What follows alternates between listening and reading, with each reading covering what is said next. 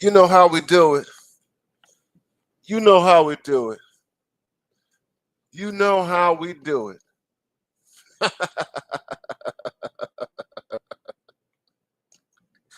I am BMI 3000 reloaded in the house. I am BMI 3000 reloaded and I am in the building. I am BMI 3000 reloaded on a Saturday afternoon. It is April 26, 2025. and and your boy is on the roll. Your boy is on the roll. What's going on? What's going on? What's going on? What's going on? What's going on? What's going on? You know, man, I can't. Man, I can't. I just can't stay away. I just can't stay away. I just can't stay away.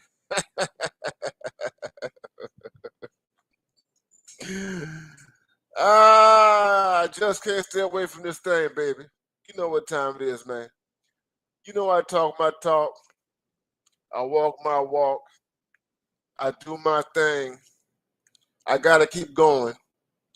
I can't stop rapping. I won't stop rapping. I can't stop rapping. I won't stop rapping. I can't stop rapping and I won't stop rapping. Kind of like Too Short. You know what I'm saying? That's what Too Short said. I can't stop rapping. I won't stop rapping. I got a lot of, I ain't gonna say it here. I got a lot of, But we do this thing, man. We keep it live, baby. We in the trunk. I do it live, man. I sell my stuff out the trunk. This is the trunk, baby. We in the trunk. We are in the trunk. Dr. Neil, what do you mean by the trunk? This is what Gen Z says. This is what Gen Z says. Dr. Neil, what do you mean by you being in the trunk? I am in the trunk.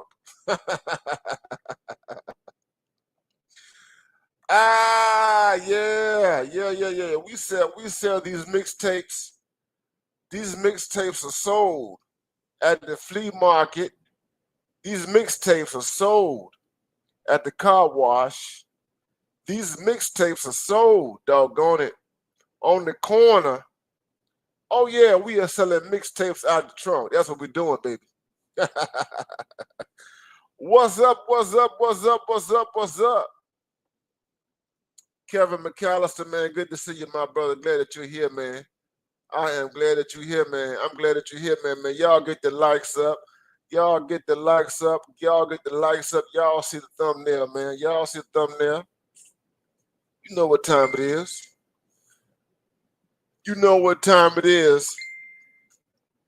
The man professor is in the house as we end the month of April. I went live last night.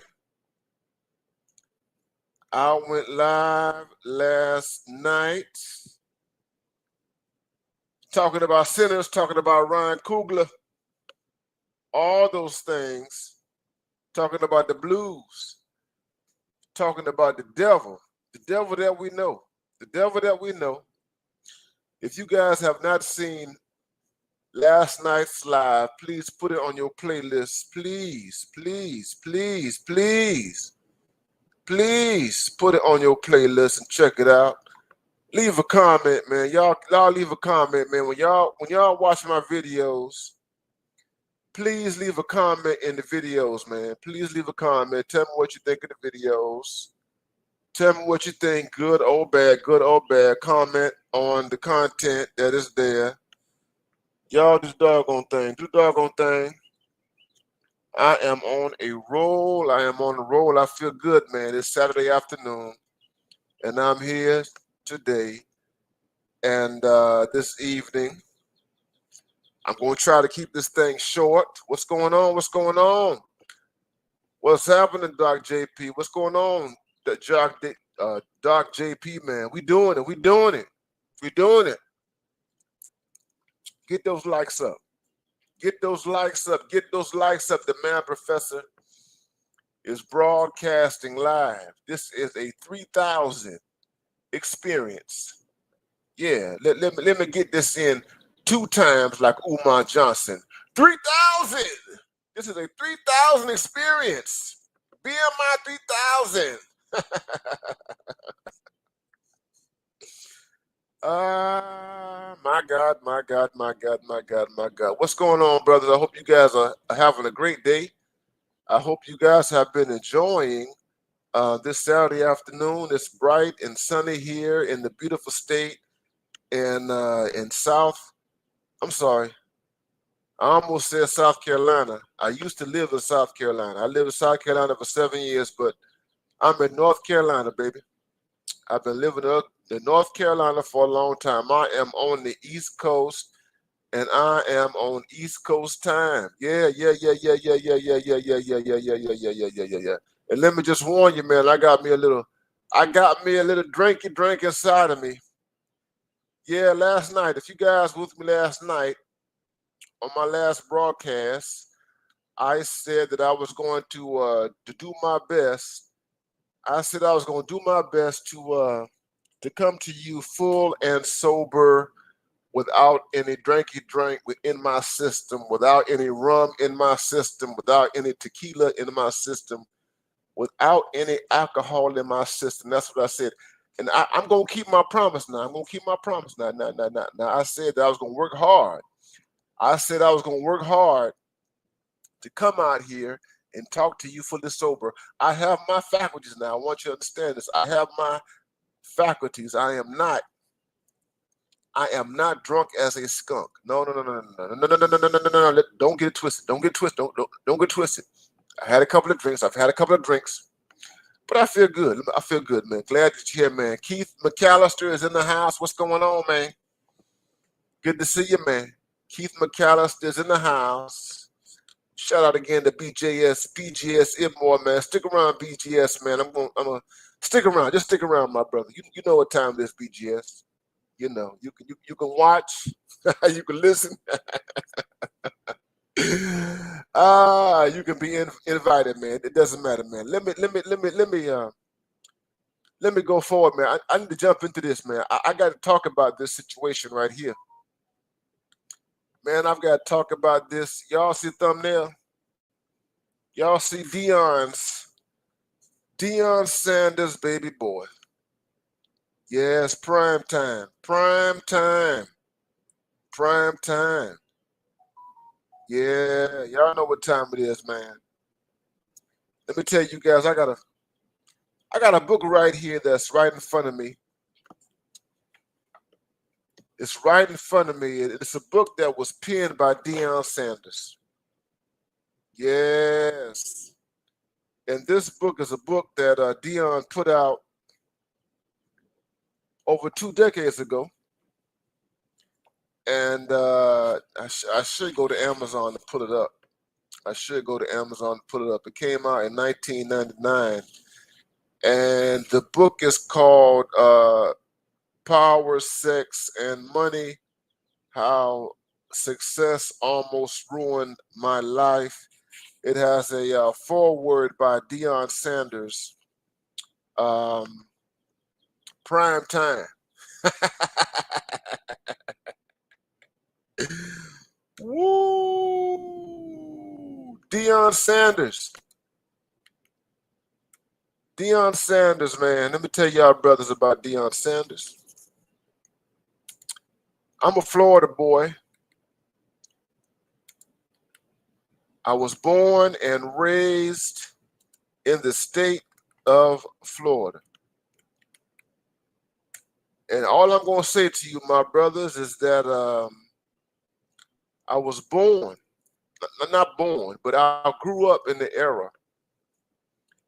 I grew up in the era where Florida State, the Florida State Seminoles were a dominant force in college football. I grew up, I'm an 80s kid, man. I'm an 80s kid. And I grew up in that time. I grew up in that era where you had the Miami Hurricanes. We had the Miami Hurricanes. We had the Florida Gators. I grew up in that era where we had great football in the South. Georgia was always dominant. Alabama was always dominant, particularly in the SEC and the ACC. They were always dominant, man. But I grew up on the Florida. I grew up on Florida State, and I grew up on the Hurricanes. Because I was from Miami, the Hurricanes had a particular place in my heart. But I had a deep connection to the Seminoles. A deep connection to the Seminoles. I'm not gonna lie. I am not gonna lie. I had a deep connection to the Florida Seminoles. Florida football. And the 80s, and I'm just showing my age, brothers. I am just showing my age. I'm just showing my age, man, because I played football. I played football in high school. I was a wrestler in high school. I played football, and I was a wrestler in high school. And I was on my way. That's all I'm gonna say, brothers. I was on my way. I was on my way. And I'm gonna tell you straight up, brothers. I wanted to play if I had a choice. So I went to when I was in high school. I'm put it like this.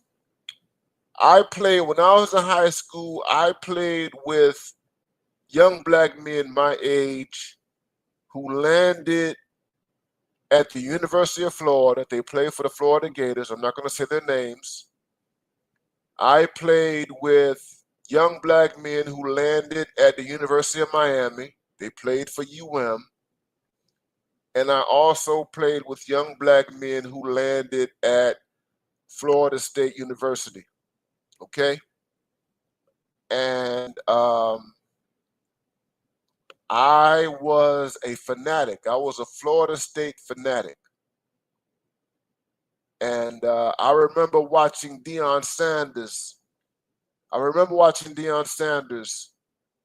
As a teenager. I remember watching Deion Sanders and everything that Deion did. And Deion was all world. Deion was all pro. Deion ran track.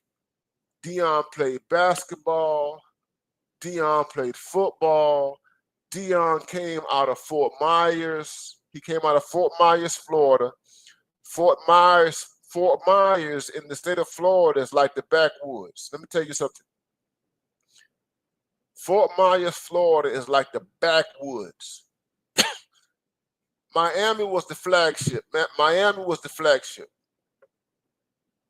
In terms of, celebrity, in terms of money, in terms of entertainment and all that kind of stuff, in terms of just raw outlaw stuff, Miami was the flagship. We had Luther Campbell. We had the 2 Live Crew. We had bass music. We had everything going on in Miami, Florida. And everything that we did in Miami, Florida trickled up. They all trickled up throughout the state of Florida. You understand? And it impacted everything. But we had these teams. We had the University of Miami. We had the University of Florida. I remember watching Emmitt Smith. When I was a teenager, when he was at the University of Florida. Emmitt Smith, who was a Hall of Famer right now. Emmitt Smith. And then you had Bobby Bowden's Florida Seminoles. And although I was a Miami boy, a Floridian, and Miami was our team, Florida State. If I had to choose, like I said, in terms of coaching, and this was the thing, coaching. You see, if I wanted to go to a school in terms of coaching and great coaches, Florida State was at the top of my list. It was at the top of my list in terms of coaches, because Bobby Bowden was a legend. He was a legend. And all those schools were NFL factories, all of them. All three of those schools were factories for the NFL. You were darn near guaranteed if you were at the top of your game, you're going to go to the NFL. But coaching made a difference. Because Bobby Bowden had a legacy. And Deion was at Florida State. And everybody watched Deion. And it was clear. I remember decades and decades ago watching Deion Sanders. It was clear to me that Deion Sanders knew exactly what he was doing. He knew what he was doing in terms of sports entertainment. He understood. Let me just say this. Deion Sanders understood that football is a business. That's what Deion understood it. Deion understood it at the collegiate level. He understood that football is a business. When Deion Sanders was at Florida State, he understood that a high caliber athlete such as himself was responsible for sold out stadiums. He understood that every time that he returned a punt for a touchdown, every time he returned a punt, every time he returned a kickoff for a touchdown, he understood that translated into dollar signs.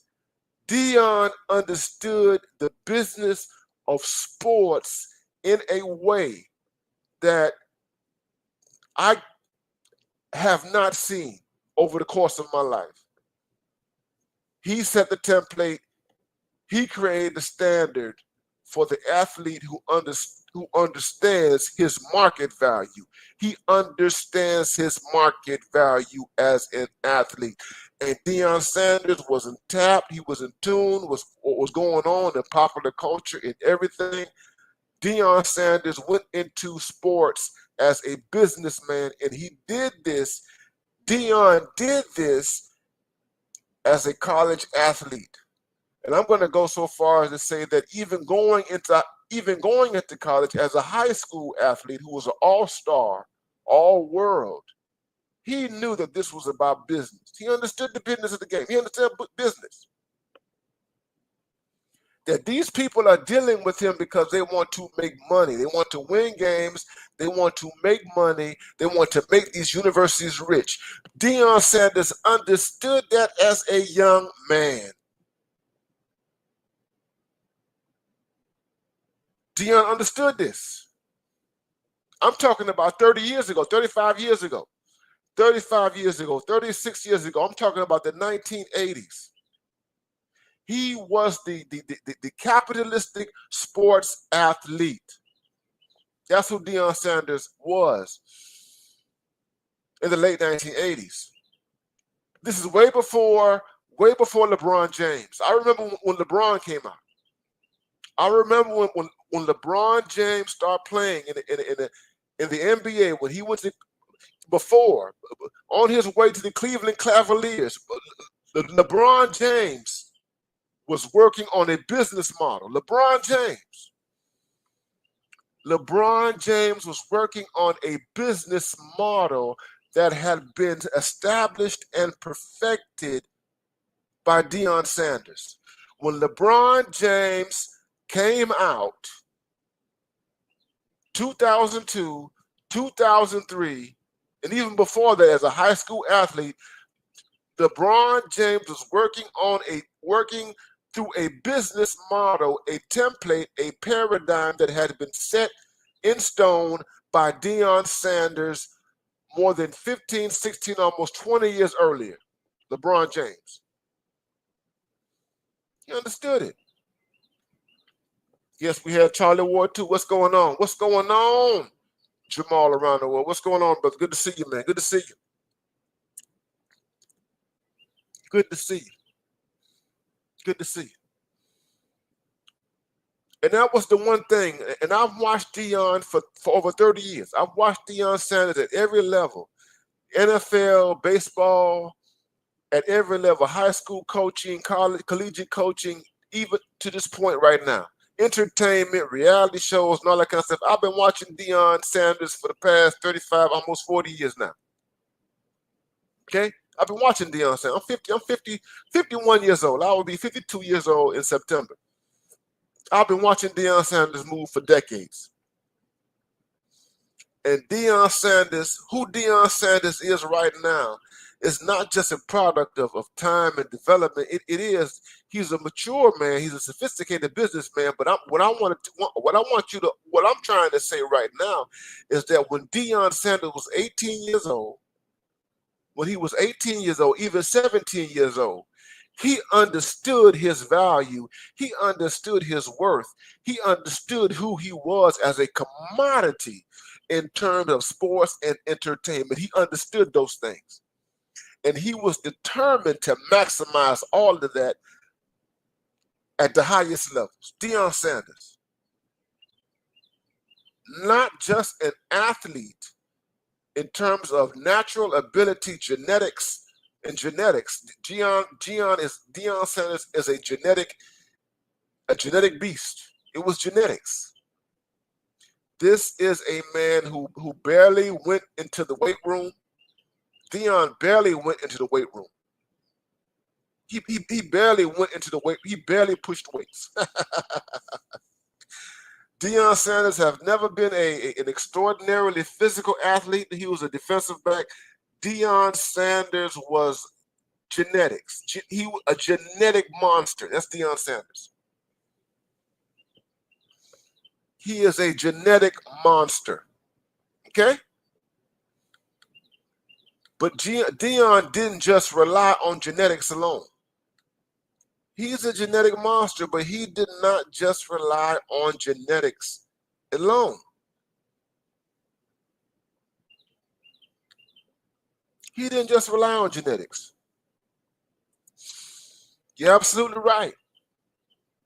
Those teams, University of Miami, University of Florida, FSU, back in the 90s, the 1980s, and 1990s, they were monsters. Okay, monsters. Okay, Bear Bryant, Lou Saban, and all those people. The man at Notre Dame, I forgot who. Lou Holtz at Notre Dame. Lou Holtz at Notre Dame. He was terrified. He was terrified of the SEC. Lou Holtz at Notre Dame back in the 80s, he was terrified of the SEC and the ACC. Lou Holtz, terrified. He was terrified.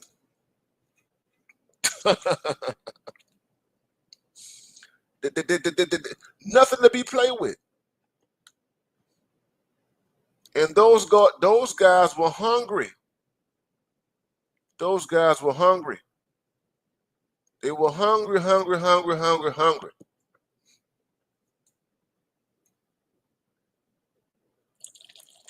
So fast forward, guys. Fast forward. Here we are in 2025. 2025. Deion Sanders has transcended every aspect of the world of football, gone from being a Hall of Fame collegiate player to being a great baseball player, to being a Hall of Fame NFL player, to being a spectacular and magnanimous college football coach, okay? To the extent that now his two sons, Sheduer and Shiloh, are on their way to greatness in the NFL. On their way to greatness in the NFL.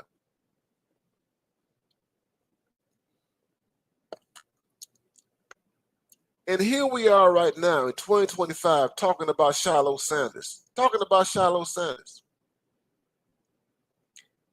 the NFL draft going on as we speak. And I just got word. It's all over social media now that Shiloh Sanders has been drafted by the Cleveland Browns. Shout out to him. In the fifth round. Shiloh Sanders was expected. People anticipated that he would go in the first round, but he did not make it in the first round, didn't make it the second round, didn't make it to the third round, and he eventually gets picked up in the fifth round. And there's a lot of commentary. I'm sorry, Sheduer Sanders. Thank you for that. Let me correct that. I got to correct that for the algorithm. Because this stream is about Sheduer Sanders. Okay? I got to correct that for the algorithm. That Sheduer Sanders was expected to go in the first round. He didn't go in the first round. The second round came, he didn't go. The third round came, and he was ignored.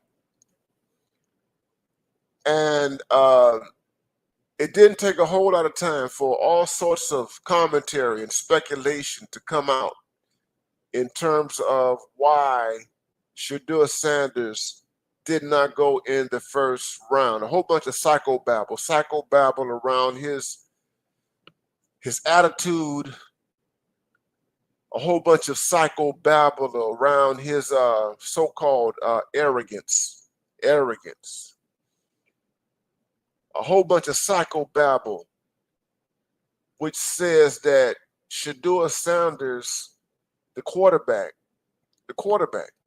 Deion Sanders' son, lacks humility. That Sheduer Sanders is not self-deprecating enough.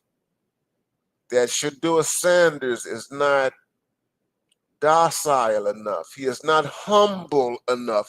That's the word. That's the language that they use. They say that he is not humble. That's the word they say. We got to Jay-Z, what's going on? Yeah, it's Sheduer. We got to correct it. Sheduer Sanders. This is for the record. We're talking about Sheduer Sanders, not Shiloh Sanders. Sheduer, the quarterback, versus Shiloh, the defensive back. We're talking about Sheduer Sanders on this stream right now. Okay? It was just a slip. It was a mistake. That's all. I'm an old man, y'all. Plus, I got my little drink.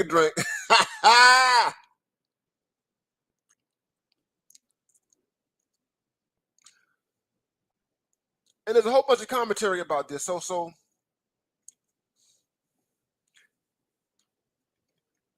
he does not go to the combine.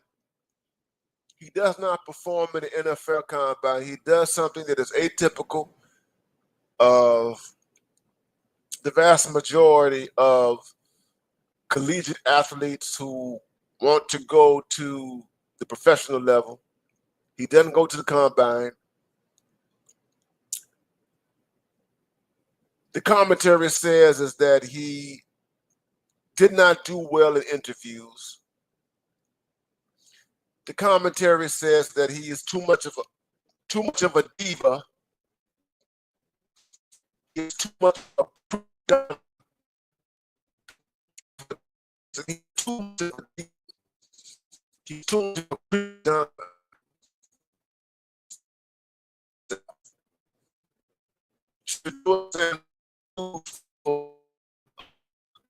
himself, man. Y'all get the likes up, man. Get the likes up. Get the likes up. The man professor is in the house. We are talking about first round arrogance. First round arrogance. And I'm here to here's the thing. We as black men have to bring this. There is something that we have to kill. There is something that we have to destroy. There is something that we have to bring to an end. We have to bring this. We have to bring this thing to an end. There's this thing we have to destroy. I want you black men to listen to me carefully. I want you to listen. We are the one to destroy this. We cannot destroy this. We black men. We have to destroy. There was a huge man that black men and subservient black men destroy that black men do not exude confidence.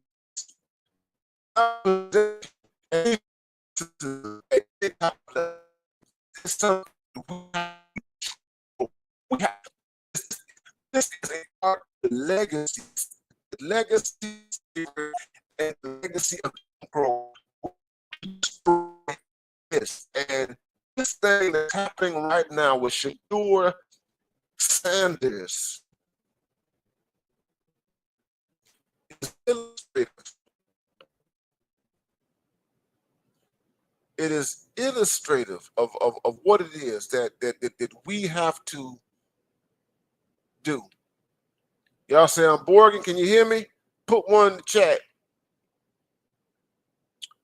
If you can hear me, the brothers are saying that I'm Borging right now. Let me try to fix something up. Y'all put one in the chat. Just put one. Can you hear me? Just put one. Can you hear me? Put one in the chat. Let me know that you can hear me. All right. Is it better? Okay. Okay, that's good. That's good. Thank you, brothers. Thank you, thank you, thank you, thank you, thank you, thank you, thank you, thank you, thank you, thank you. Let me get back to this thing, guys. So here's the narrative. The narrative is that if you have exceptional skills, if you are at the top of your game, if you have demonstrated. So this young man has gone to college. He's been at Colorado. He's been at Jackson State. He's put up the numbers, the stats, and all that kind of stuff. You can't say that. You cannot say that Sheduer Sanders is a non-team player. You can't say that. They're trying to say, this is the commentary. I'm only talking about the commentary. The commentary. This is propaganda. You've watched this guy play. I've watched him play. I watched him play when he was at Jackson State. I watched him play at Colorado. You cannot say that this guy is not a team player. Football is not basketball. Football is not basketball, guys. Football is not basketball. A quarterback,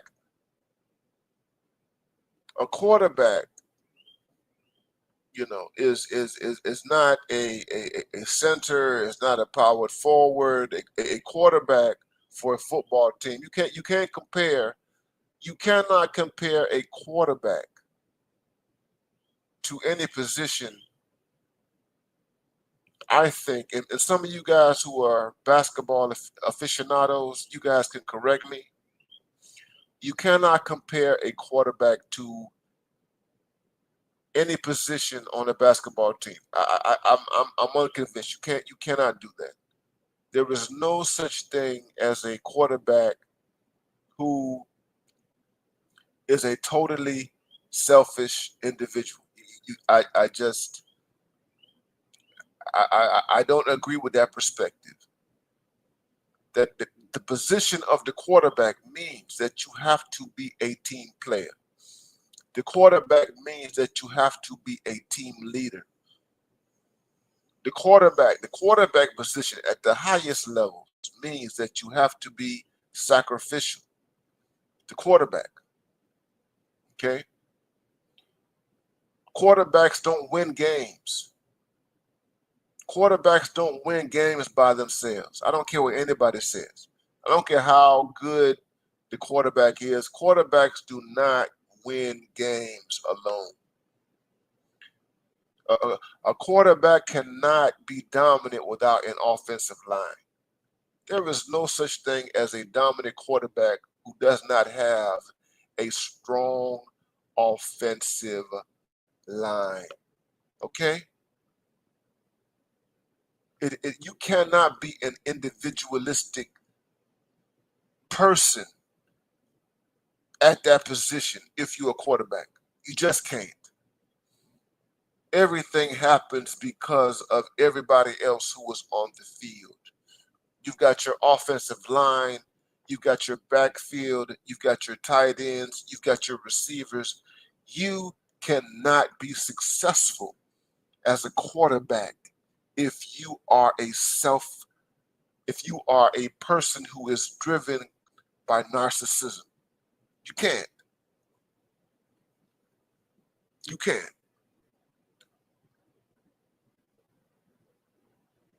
Perhaps point guard. Okay, point guard.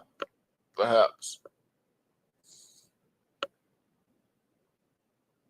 You can't be successful as a quarterback if you don't depend on other people. It's impossible in football. Completely impossible. Tom Brady has had the best offensive front in the NFL for years, decades. Tom Brady was absolutely nothing without his offensive line. Lamar Jackson is absolutely nothing without his offensive line. Nothing. I don't care what anybody says. Okay? You're nothing. Michael Jordan, when Michael Jordan played, the greatness, the GOAT, everything that you want to call him, Michael Jordan. Michael Jordan became mythical because Michael Jordan became mythical because he was almost the goddamn team. He was the whole team.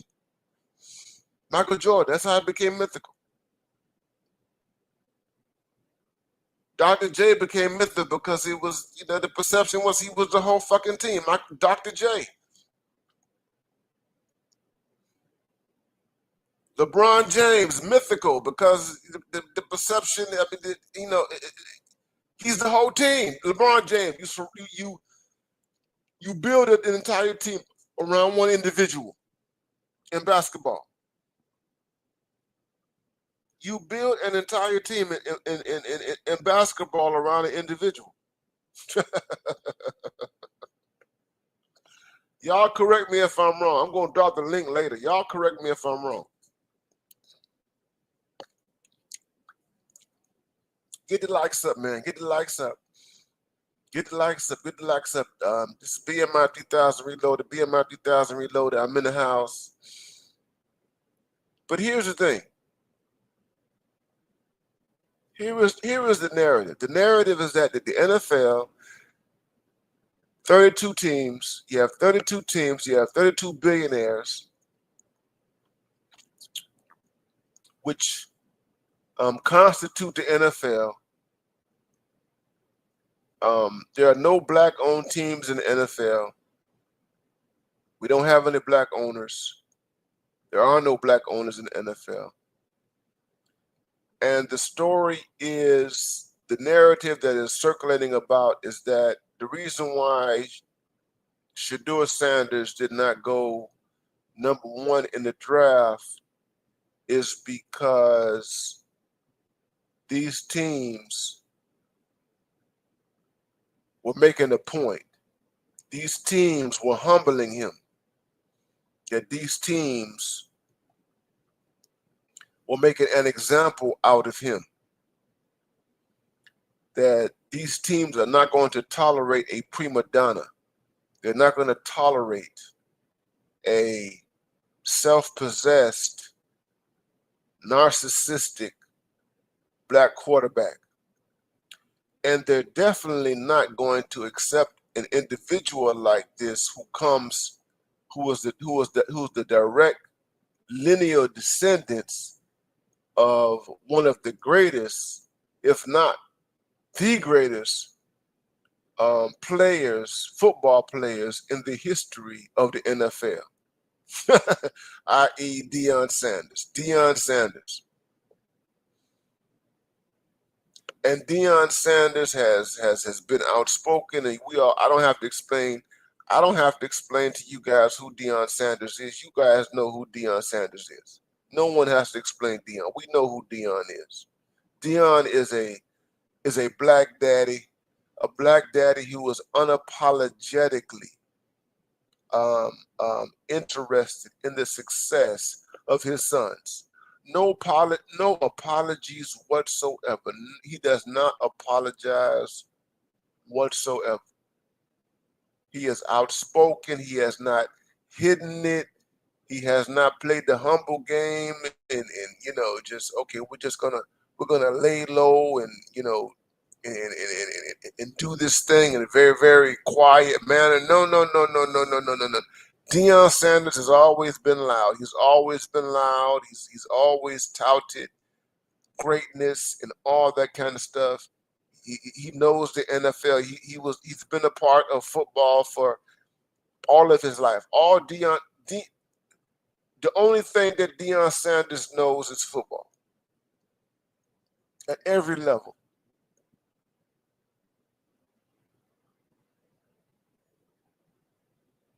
The only thing that Deion Sanders knows is football. That's all he knows at every level. He's at the highest level. That's all he knows is football. He's a football expert. That's Deion Sanders. He's an expert at the game of football. And the narrative that is dominating the internet right now is that these NFL teams and their owners have been deliberate in humbling Sheduer Sanders, number one, and number two, Deion Sanders. That's the narrative. And that they have to put Deion Sanders and Sheduer Sanders, this biological tandem, they have to put both of them in check. The narrative is that you cannot have a black daddy. You can't have a black man advocate for his son at this level. The narrative is that these NFL teams are reluctant to deal with Sheduer Sanders because dealing with Sheduer Sanders means that they have to deal with Deion Sanders. And these teams would rather not deal with Deion Sanders and do deals with other people. That's the narrative right there. That's the narrative that's out there on the internet.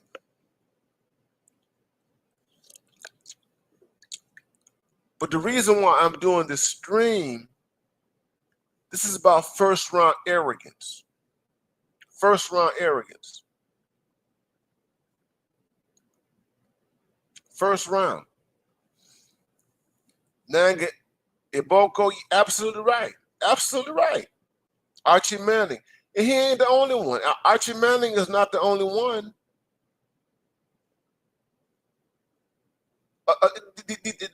The white males have been doing this with their sons, their football sons, especially the football sons who play at the quarterback position. The white males have been doing this.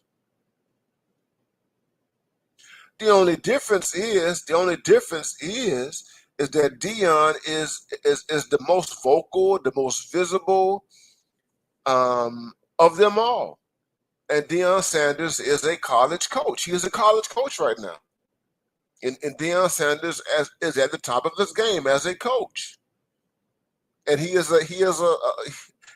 Sanders is a force of nature. That's the difference.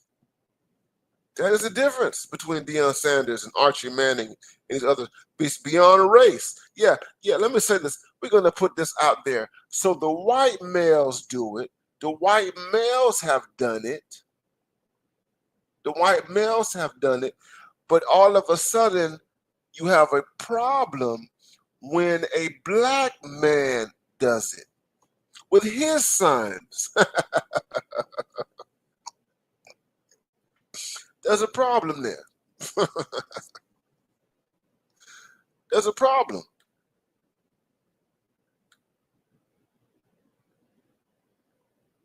Yeah. There's a problem. Thank you, Jamal, around the way. John Elway dictated where he went.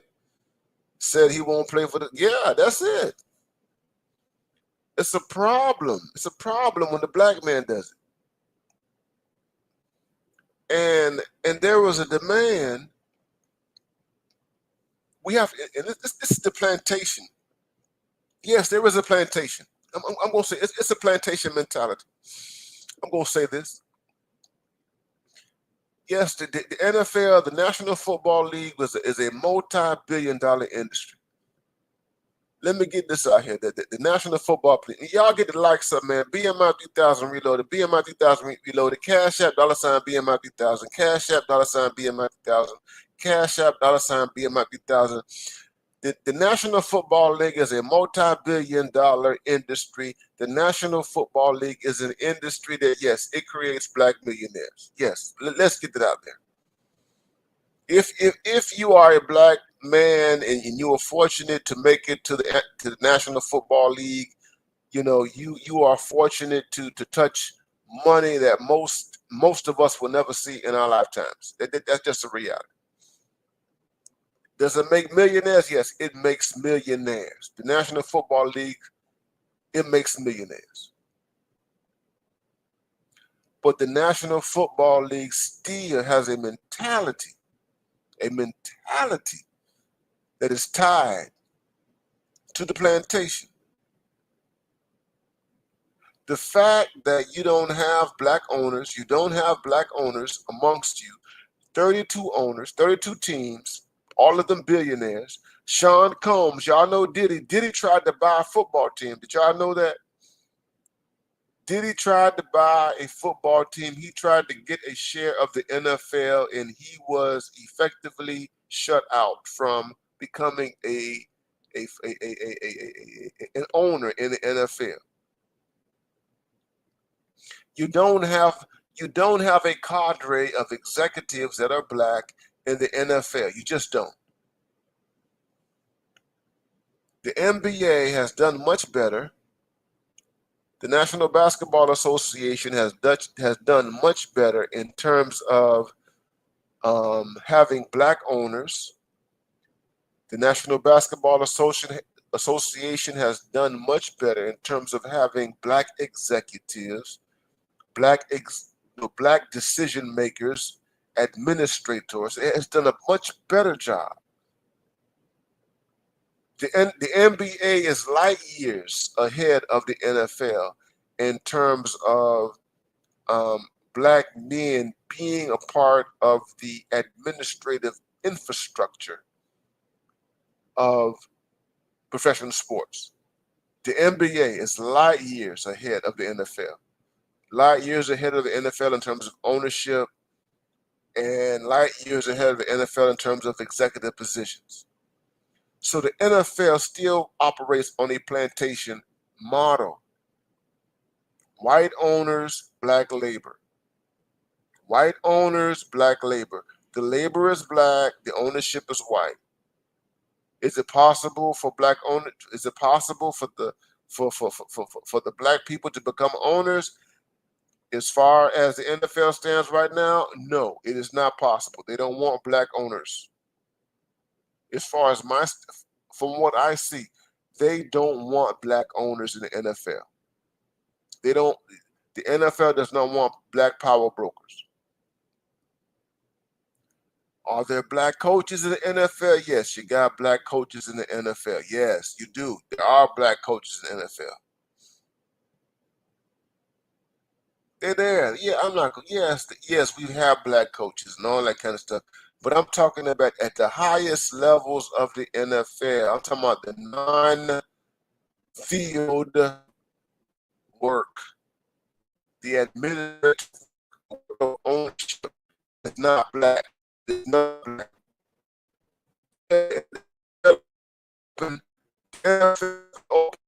Ownership.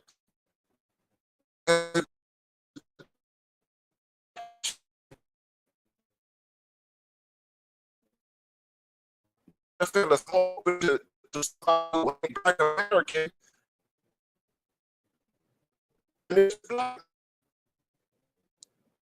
Can y'all hear me? It sounds breaking up again. If y'all can hear me,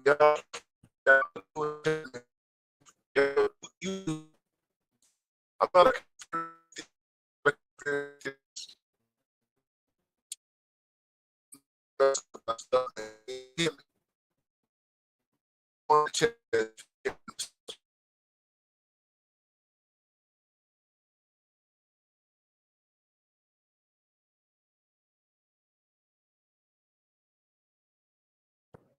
Can y'all hear me now? Can y'all hear me? Put one in the chat if you can hear me. Put one in the chat. I'm sorry about that. I don't know what's going on today. Put one in the chat if you can hear me. Let me know if you can hear me, brothers. One in the chat. One in the chat. All right. Here we go. We're doing a doggone thing. Good. Thank you, brothers. Thank you. Thank you. Thank you. Thank you. Thank you. Thank you. Thank you. Thank you. Thank you. Thank you. There's no black ownership in the NFL. No black ownership. There have been attempts. Attempts have been made to get black ownership in the NFL, but there's no black ownership. I mentioned P. Diddy. P. Diddy was one major person who tried to, he's in jail now, but he was one person who tried to get ownership in the NFL.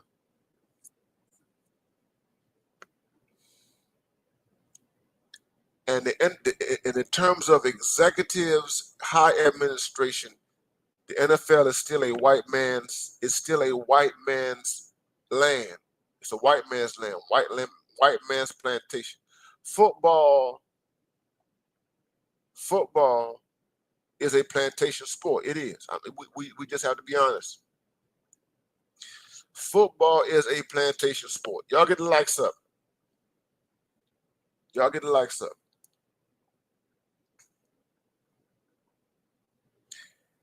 And the idea, you're supposed to be humble. Here, let me just get into this. You as a black male athlete, it doesn't matter what skill level you have. Here's the thing. You can have low skills, you can have moderate skills, you can have exceptional skills. It doesn't matter what level of your skills are. You are supposed to be happy that you've been picked. The NFL is structured in a way that you are supposed to be happy to be a pygmy, as the women say. You're supposed to be a pygmy. And you're supposed to be a pygmy at all times. A pick me. Yeah. The fans are white too. How that sold, the fans are white. But guess what? The labor is black. The labor is black. If you take away the black labor from the NFL, there is no NFL. The white people who pay thousands and thousands of dollars for tickets and merchandise, etc., etc. Those white consumers, they would disappear overnight if you replace the black athletes, the black labor, with white labor. They will disappear overnight. They would disappear. They would disappear overnight.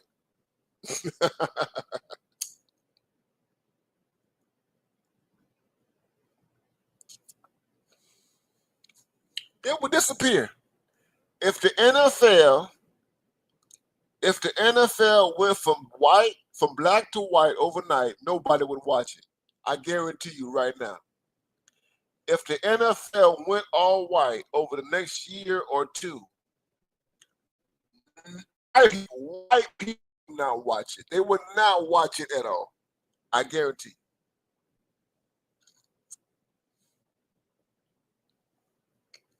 And I'm not saying this to say that white athletes are not good. There are good white athletes. There are good white athletes. We know that they're good. They're great white athletes, and they play at all levels. What's the tight end? The tight end who the Hall of Fame. He's going to be a Hall of Fame guy. The tight end. What's his name? I can't forget his name. For the Chiefs, the white guy who plays for the Chiefs. He has a brother who plays. He's a center. The white guy, y'all put his name in the chat. The white guy who plays tight end for the Chiefs, his brother plays center. I think he plays for the Jets. Put his name in there. Yeah, Kelsey, that's his name, Kelsey.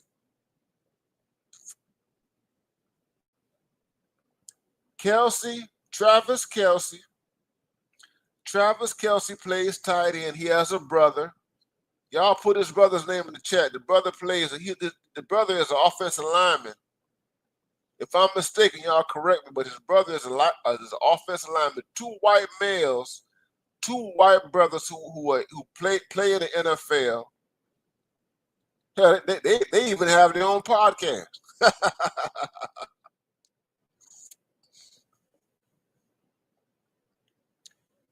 Jason Kelsey. That's his name. Jason Kelsey.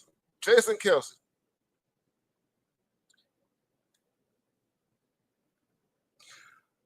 White people would watch it. Let me tell you something. White people, if the NFL became white over like next year, they would watch it. But I can guarantee you that they would not get the same views as you would with black athletes.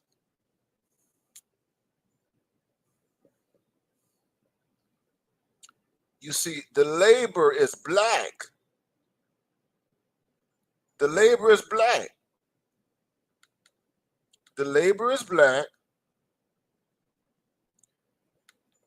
The labor, thank you, Jamal. The labor is black. The ownership and the wealth is white.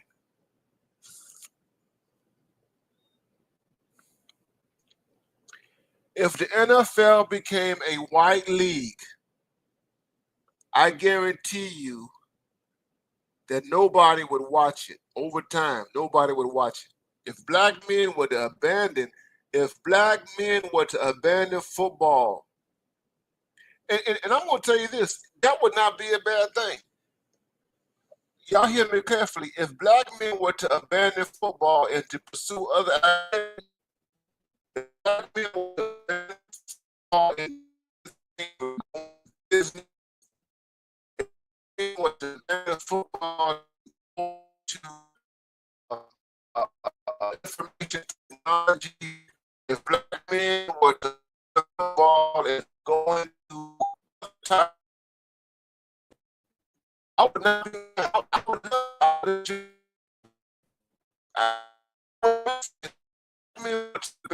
Football. I'm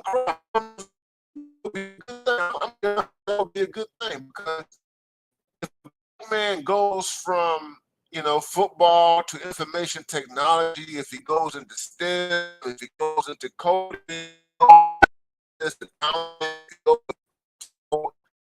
he does something that has to do with long development, longevity for it, because that's longer time span that you will have.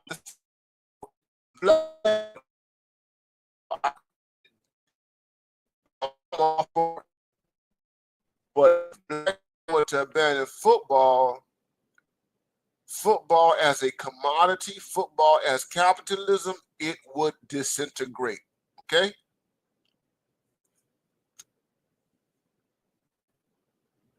It would disintegrate. It would disintegrate.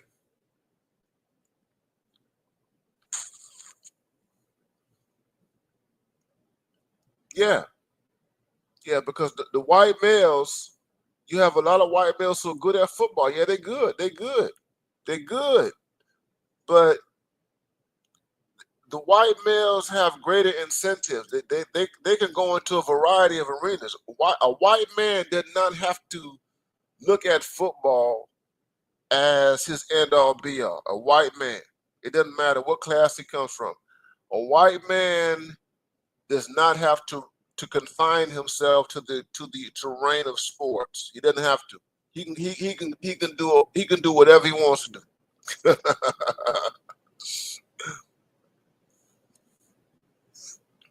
Which means that the quality of football will probably decline.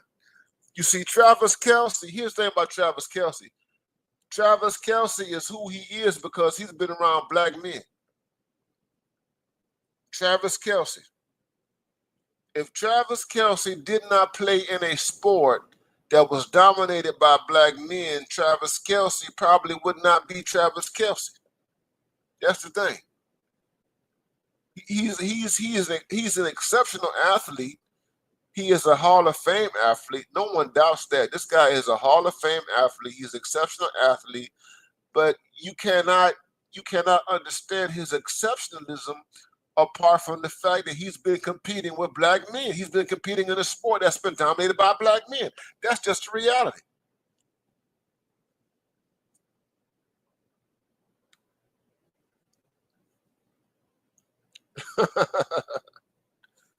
It said Jason Kelce, yeah.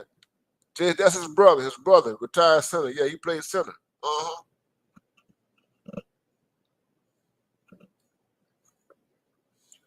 But let me get back to the point of the stream. Let me get back to the point of the stream and what I want and why I'm doing this stream today.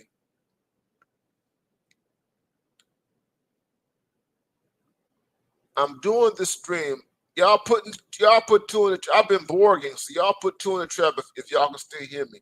I've been borging. Put two in the chat so I make sure that I'm still live and doing this. You know, this is my janky production. I'm on my janky. This is janky. This is a janky BMI production. I'm trying to. I'm making an effort to improve the technological quality of my presentations. I'm working towards that, brothers. I've been working slow, but I'm working towards that. Thank you, brother. Thank you, brother. Thank you. Thank you. Thank you. Thank you, brothers.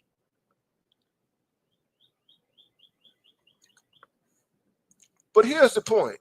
There's this idea that black men are not supposed to be arrogant. Let me get to it. A black man is not supposed to be confident. A black man is not supposed to be self-possessed. That's the word, self-possession. You are not supposed to have any type of confidence in yourself. You are not supposed to be assertive. You are not supposed to believe in yourself. You have to always lower yourself. You have to always diminish yourself in order to make other people to feel comfortable around you. This is a problem.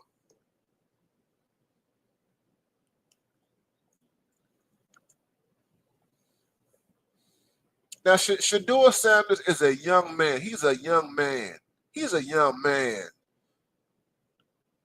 He's in his early 20s. He's a superstar. He's in his early 20s. He's a superstar. Okay, he has earned his accolades. He earned the NIL money, that was made available over the last 2 years. The ability for athletes to make money in college through endorsements and through their images and all that kind of stuff. He's made that money. He earned that. Okay, he's a consistent performer. If he wants to floss, he should be able to floss. I'm not going to stop these young black men. You want to floss? You want to floss? You want to style? You want to profile? He's a young man. He should, man, let that young man floss. Let that man style and profile. Let him do that. You see?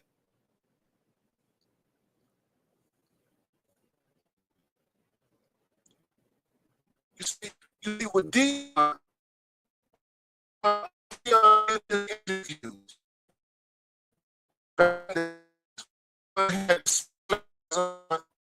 When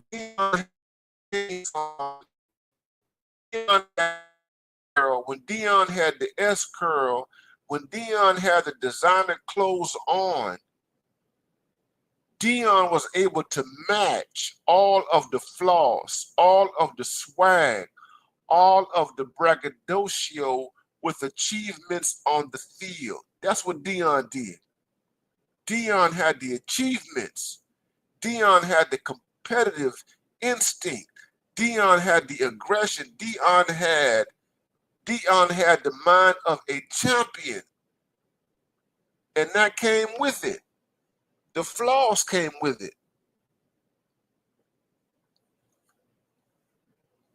Now, I want to say this to you guys, and this is some things that you guys, I want you to know this guy. I want y'all to know this about me. I'm not into flossing. I'm not into styling and profiling. I understand what it means to style and profile. I understand what it means to be like Ric Flair. I understand it. You see, I understand what it means to be like Ric Flair. I understand the temptation of being like Ric Flair.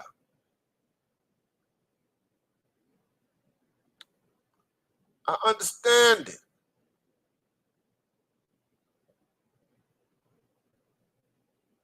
There's nothing wrong with that inherently.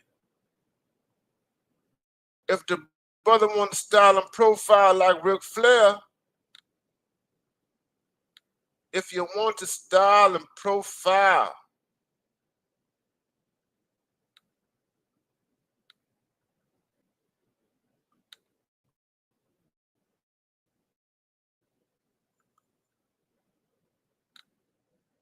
if you want to style and profile like Ric Flair, you want to be like Ric Flair, ain't nothing wrong with that.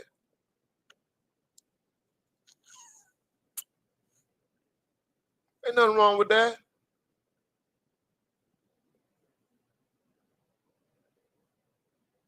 Some brothers, they want to style.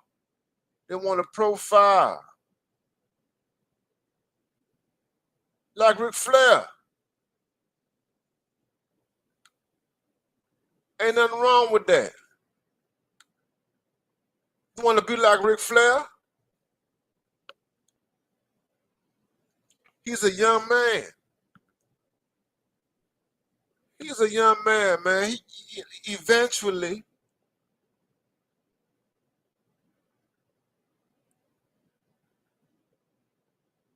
it can be a phase. It can be a phase. Now, I'm not a Ric Flair type of guy. I am not a Ric Flair type of guy. You understand what I'm saying? I'm conservative.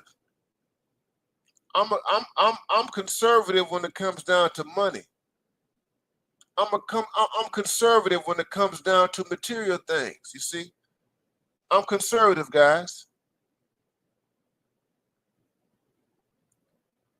The vehicle I drive, I'm 52. I'm going on 52 years old, guys. I don't drive a luxury vehicle. I don't drive a luxury vehicle. Let me tell you something. My car, the vehicle that I own right now, that I've been driving the same vehicle for the past 20 years. 20 years. Let me say this again. I've been driving the same vehicle for 20 years. If I want to,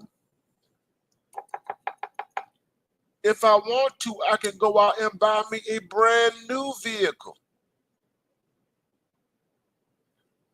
I can buy a brand new vehicle, man. If I want to. If I want to.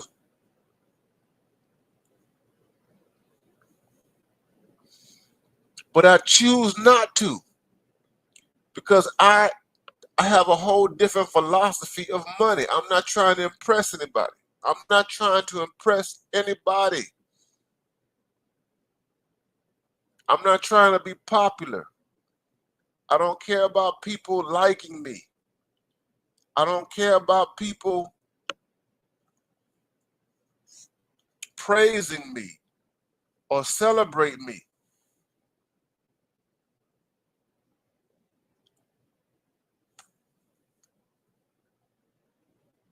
Passport OG in the house, man. Thank you, Passport. You're absolutely right. They want to see him crying.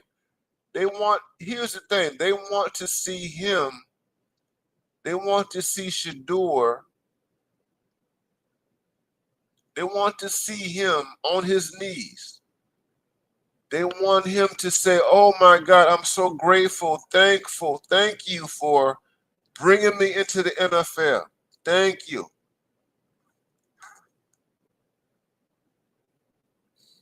I've been wanting to play professional sports all my life. I've always wanted to be in the NFL. Thank you for giving me this opportunity. You know, Roger Goodell famously said, being in the NFL is not a right. That's what Roger Goodell said, the former commissioner. The NFL, being in the NFL is not a right. Being in the NFL is a privilege. It's a privilege.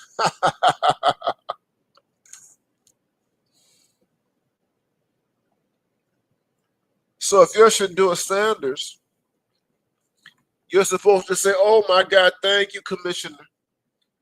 Thank you, Commissioner, for bringing me into this league. Thank you, thank you, thank you.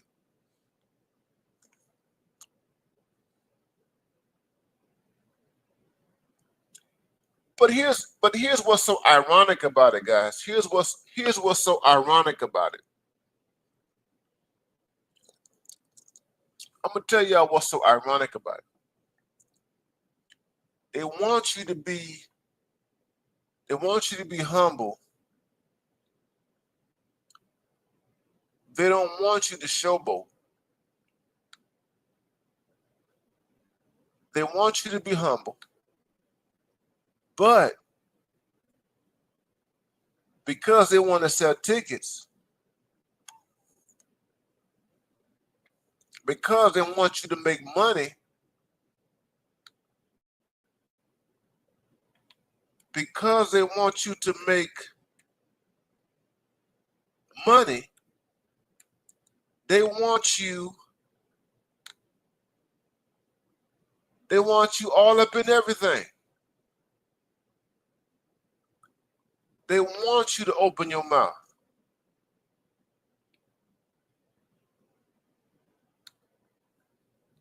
They want you to open your mouth.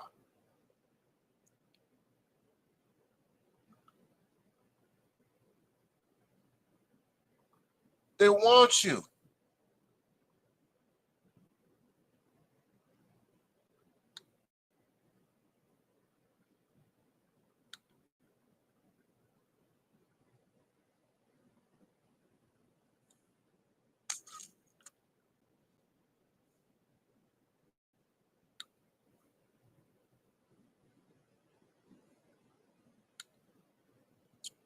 Y'all hold on.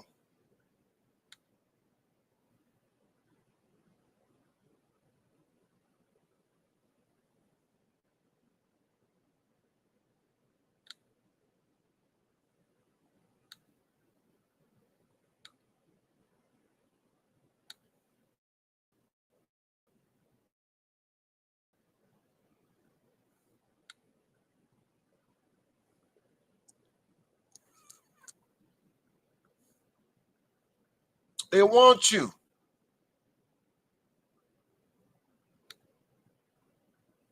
Look at that. They want you. Y'all see that? Y'all see Marshawn Lynch? Look at Marshawn. Look at Marshawn Lynch.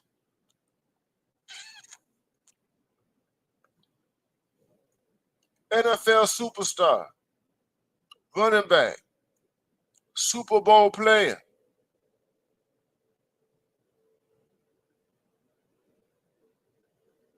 Now Marshawn was quiet. Marshawn was quiet.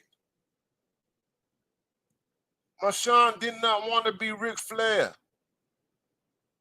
Marshawn Lynch did not want to be all up in the cameras, all up in the videos, like Suge Knight said. He didn't want to be all that.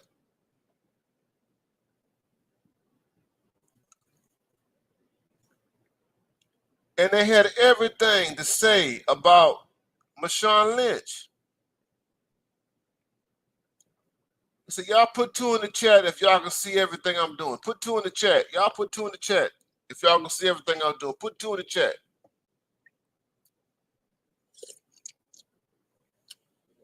If y'all can see me and hear me, put 2 in the chat. I'm just making sure that everything was right. Put 2 in the chat. You're right, BGS. Keyshawn was not quiet. Keyshawn was not quiet. They had everything to say about Marshawn. What did Marshawn say? What did Marshawn say? Marshawn said, I'm only here because I don't want to be fined. That's what Marshawn Lynch said. Remember that? I'm only here. I'm only doing this interview because I don't want to be fined. That's what Marshawn Lynch said. I don't want to be fined. That is the only reason why I am talking to these cameras, because I don't want to lose money. That's the only reason why I'm here. And they made a mockery out of him. They made it an issue. They made it an issue. All Marshawn Lynch wanted to do was play football and make his money. That's all he wanted to do. He wanted to play football and make his money and go home. That's all he wanted to do. I want to make my money. I want to score these touchdowns. I want to run over these linebackers. I want to run over these cornerbacks. I want to get this yardage. I want to win games. And I want to go home. This is all I want to do. I don't want to be a clown. I don't want to be a circus. I'm not a flashy guy. I'm not a guy that's all about swag. I save all my money. I don't spend all my money on cars and clothes and jewelry and women. I don't waste my money because I know that I'm not going to be able to play football for the rest of my life.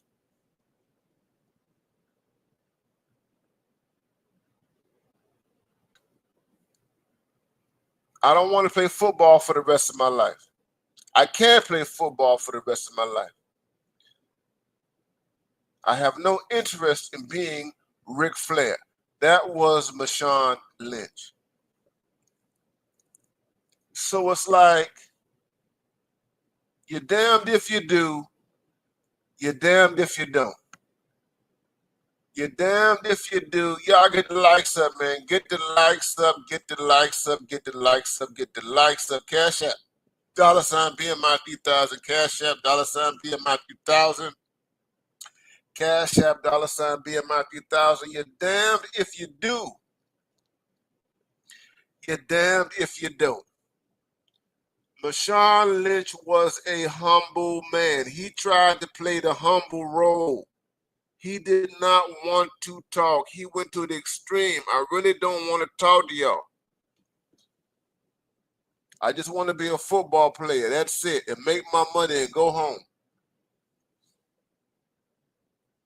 But y'all want me to be like Deion Sanders. Y'all want me to be like Deion Sanders. Doggone it.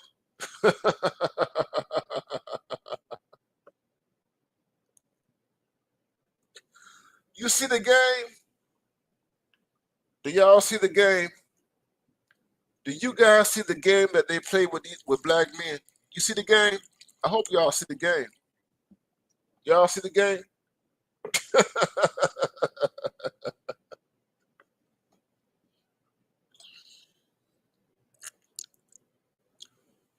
But the point of the stream is that, brothers, don't play this game. We cannot play this game. You don't want to play this game. You don't want to be, you don't want to allow them to tell you that you can't be self-confident, that you can't be flashy. You don't want them to tell you that you can't be arrogant. I'm going to say that, arrogant. Because what happens is that self-confidence, see, people think that self-confidence is arrogance. No, self-confidence is simply self-confidence. Yeah, there is a thing. You can't go to the extreme. You can't go to the extreme where you can just think that you're better than everybody. But what I'm saying is that there is a healthy level of self-confidence that a man needs to have. A black man, a healthy level of self-confidence that says basically, I believe in myself and I motivate myself and I don't need your validation. I don't need your validation.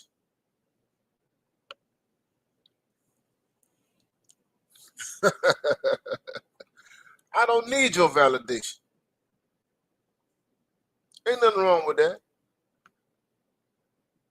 And he has a cocky, his father was cocky, his father is self-confident, his father believes believes in himself, his father is a champion, and he has passed this stuff down to his sons.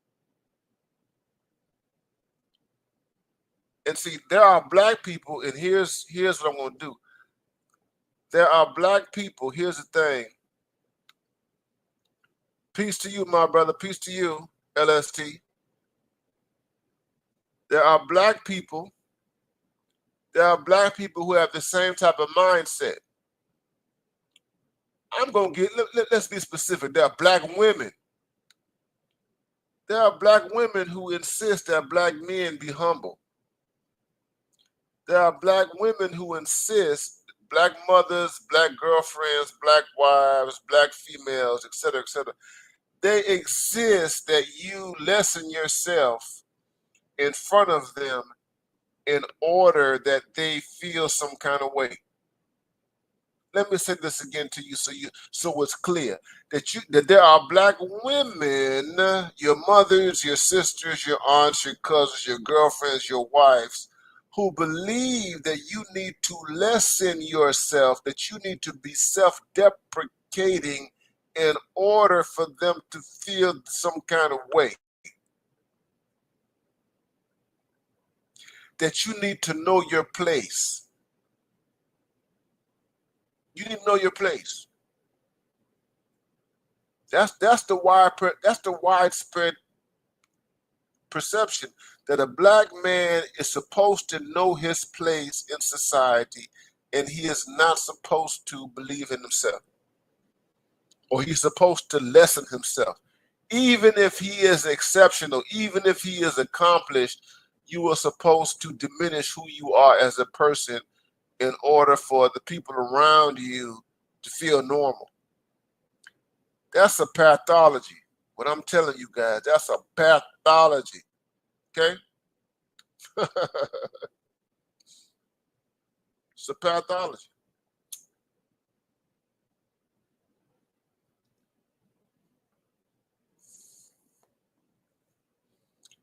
It's a pathology that you need to accept.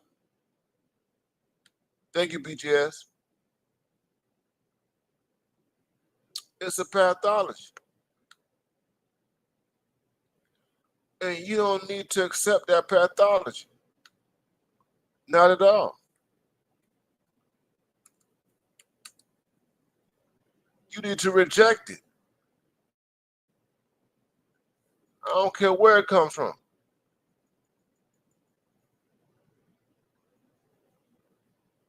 You need to reject the pathology.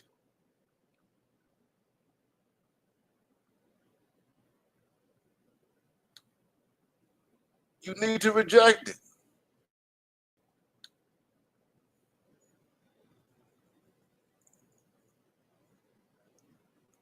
That's it.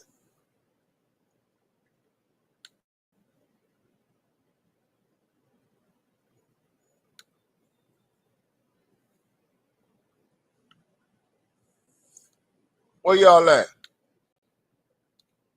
We still going, baby. Oh, hell yeah. We still going. I ain't done. I am not done. We not done. Black man, you need to accept your place.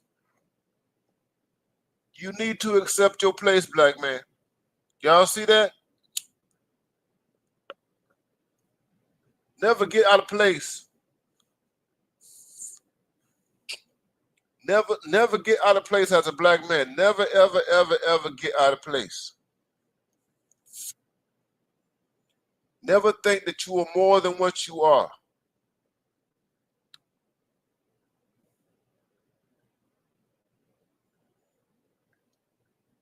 What's going on, Dr. Dunbar? What's going on?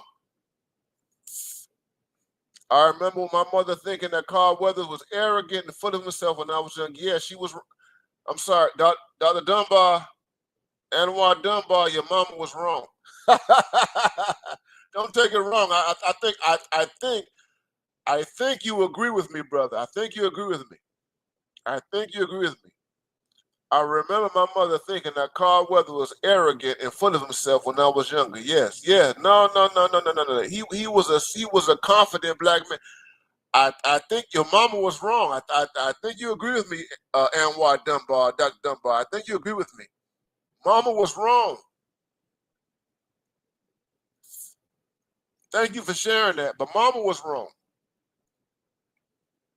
Mama was wrong. Mama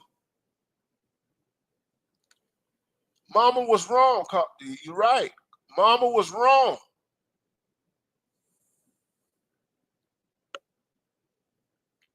And mama wants us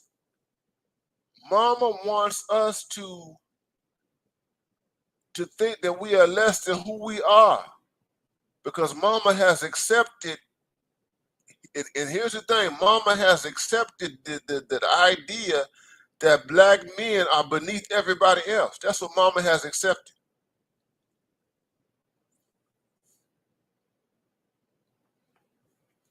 Mama has accepted that black men are beneath everybody else. And mama believes that a black man is going to be safer in this world. And here's the thing, mama believes that you're going to be safer. Mama believes that you're going to live a longer life. Mama believes that you're going to be more prosperous if you accept your designated inferiority. That's what Mama believes. Get the likes up. Y'all get the likes up. Salute to you. Mama believes that you're supposed to accept your designated inferiority. That's what Mama believes.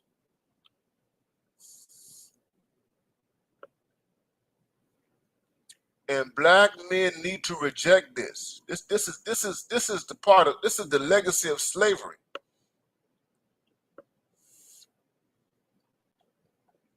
This, I submit to you, my black men, my brothers, that this is the legacy of slavery.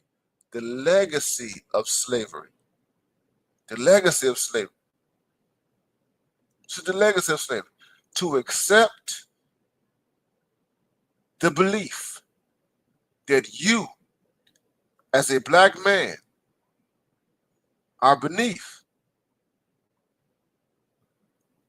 everybody else, everyone else. You at the bottom, and you should accept your position at the bottom. You should be glad that you're there and that you're not being killed, you're not being stomped on, whatever. You need to be quiet, and you need to be subservient and live, and that kind of nonsense.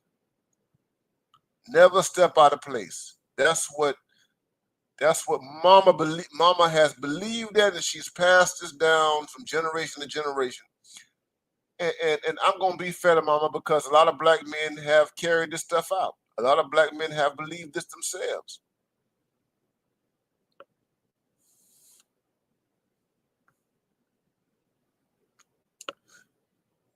They believe this.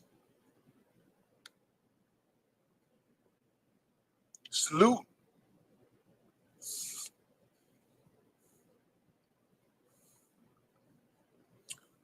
And this is why we have this space. This is why we have this space right here, because this space allows us to talk about this. We have this space right here on the internet. We have our black manosphere. We have our black male space where we can talk amongst ourselves, and we can reject all this nonsense that we have inherited. This is nonsense that we have inherited. I've had women, let me tell you something. I've had, on more than one occasion, I've had women reject me because they said I was too arrogant. I mainly deal with black women, but I've had black women who said that, man, you too arrogant. You an arrogant black man. You arrogant. You arrogant. You arrogant. You are too self-possessed. And basically what they were saying to me is that I need to be humble. That I need to diminish myself. I need to be self-deprecating and all that kind of stuff in order to make her feel a certain kind of way.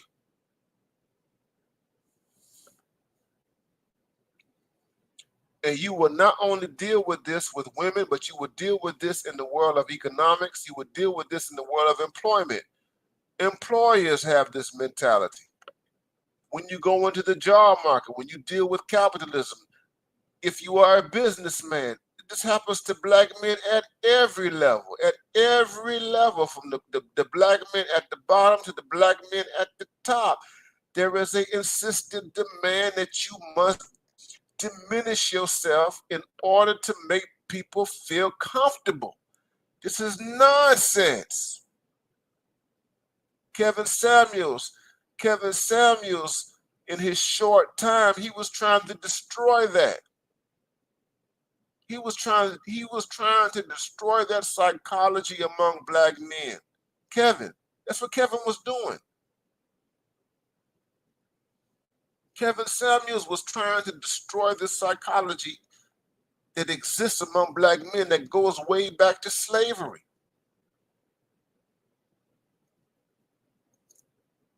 The white male can be an a-hole. The white man, look at Donald Trump. Donald Trump is the biggest a-hole on the planet. The president of the United States of America. The president. The 47th president of the United States of America in his second term. He is the biggest a-hole on the planet. But guess what? He is the president of the United States of America. Donald J. Trump, the president. Say what you say what you want to say about him. You can hate him, you cannot hate him or whatever. He is an a-hole. He does what he wants to do. He does not diminish himself for anybody. The white male can do that. But we are told as black men that we are not supposed to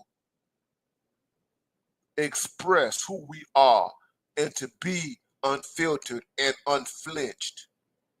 We are told to bow down and be docile and submissive and subservient, and to make everybody feel welcome and comfortable around us, that they don't feel inferior, they don't feel threatened, or they don't feel some kind of way when they're in our presence. Nonsense.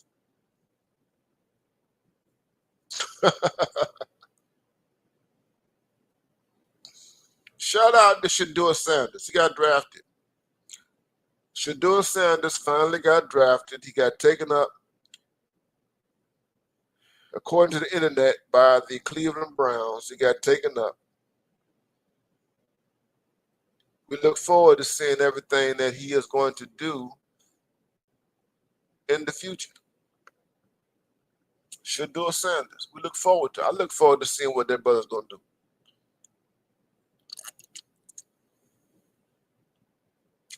I look forward to it all.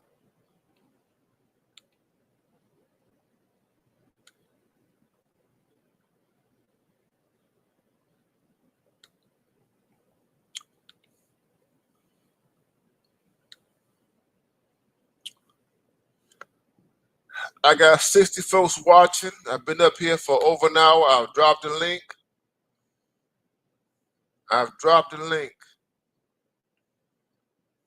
If you want to chime in, you can come on up. I need to be able to identify who you are. Cash App, $ BMI 3000. Cash App, $ BMI 3000. Cash App, $ BMI 3000. Thank you, AS Slipgen 56. Asplit Jim 56. If he was raised by his mama, he would have been for. My brother says that if Sheduer was raised by his mama, you are doggone right. I agree with you, brother. Yeah. I saw someone on social media. They said if he was struggling, if he had to get his mama out the projects, if he had to get his family out of poverty, if he was their only hope, that he would have gone in the first round. I agree with that. Because the NFL, they like those poverty narratives. That's the thing about the NFL. And kind of the professional sports in general, when it comes to black men, they like those poverty. They like those black male poverty narratives. They like those stories of black boys who were raised by their mamas, who were raised on Section 8. They love those stories. My mama was on Section 8. My mama was on food stamps. I don't know who my daddy is.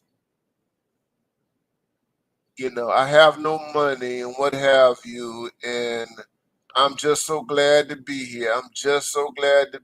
Thank you, NFL. You are my savior. Thank you, NBA. You are my savior. You're like Kevin Durant.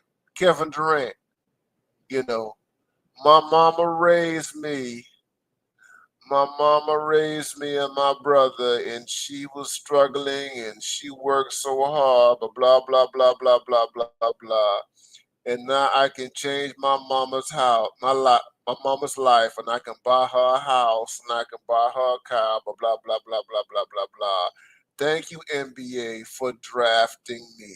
Thank you NFL for drafting me. Yeah, they love those stories. They love those stories. I got my man Passport OG in the house. What's going on, Passport? Doc, you the real MVP.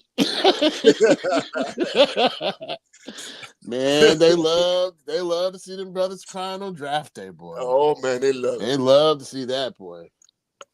I think Deion told him. He said, "I don't want to see a drop of tear off of your face. You That's deserve to it. be there just like any man in that room." And That's it. I think that they wanted to break that young brother. They wanted to break him. Of Cry now. course. You supposed to cry. That's it. That's it. That's Mm-hmm. it. It's buck breaking. Like I said, it's plantation stuff and everything. You know, you break them in front of the whole world. You know, let them know who the so-called master is and all that kind of stuff. We want to see you bend and all that. You know what I mean? And we're going to embarrass you Mm-hmm. in front of the world. Front of the world, Well, but remember his dad. mm-hmm, Remember what happened with his dad? Who was the recorder? The reporter, was it Tim McCarver or something? He mm-hmm, threw the water in his face because he's like, "Oh, you're being selfish because you're playing two sports." It's mm-hmm. like, dude, I can play two sports. What's wrong with you? That's it. That's it. What am I supposed to be? I'm sorry because I can play two sports in the same week. In the same week. Yeah, he's like, you need to. It's a privilege. You should be a privilege. It's like, dude, shut the bleep up, dude. Get Shut out of here. up. I'm making this industry money. You know what Thank I'm you. saying? You know, I'm making this journalist who's in front of me famous. Yep, You understand what I that's mean? right. I Exactly mean, right.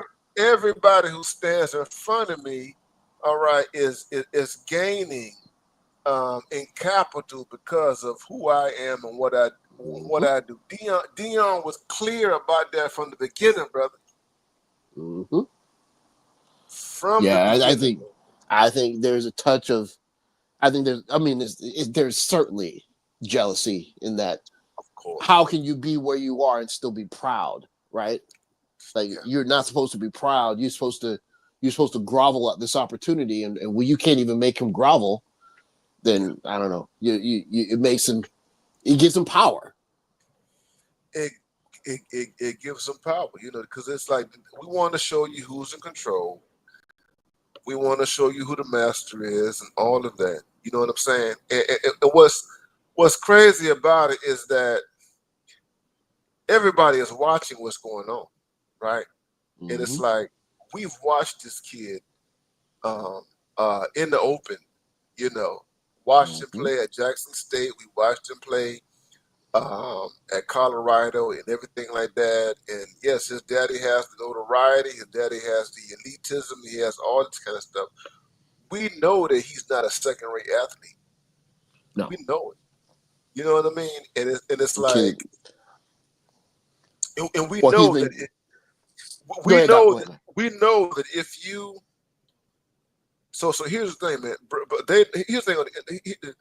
So from my perspective, let's just say he went undrafted. That would have been here's my perspective is that if the NFL did not draft him at any level, it would have been devastating for the NFL It would have been a really bad look. because it would have been a bad look. It would have tainted the brand, and it would because it would sour all these young black men who are in college right now. Okay, I mean it would not be good for the industry for them not to draft him at all. You know what I mean? He's not a low tier player. Okay, and yeah, so I mean, yeah, we saw what they were trying to do. It's like we're gonna humble this Negro. We're gonna try to humble this Negro at least. Well, you hear people make the argument that quote unquote he's not that good. It's like, dude, this dude was working out with Tom Brady in the offseason. He was Oh, come getting on, yeah. he was getting coached by QB coaches when he was in elementary and junior high school. Like, Oh stop my it. It's just foolishness, man. God. I mean, I to mean, be honest with you, I think that the NFL hurt their brand a little bit. I mean, it might even be a lot of it. I mean, he's the kind of guy that young people, if they care yeah, about football, yeah. they're going to follow and watch him. And if you Of do that to course, him, you're telling those young people you don't want that in your league, which makes people go somewhere else. They're of going to look for course, soccer players. They're going to look for where they see themselves. of course, of course, of course. I mean, in reality, is like, people are making a lot about these NIL deals, and I'm glad. I'm glad the NIL exists. I'm glad that these young guys are able to monetize, their time in college. You know what I mean? I mean, think about all the decades and decades and decades Mm-hmm. when these guys were exploited. You know what I mean?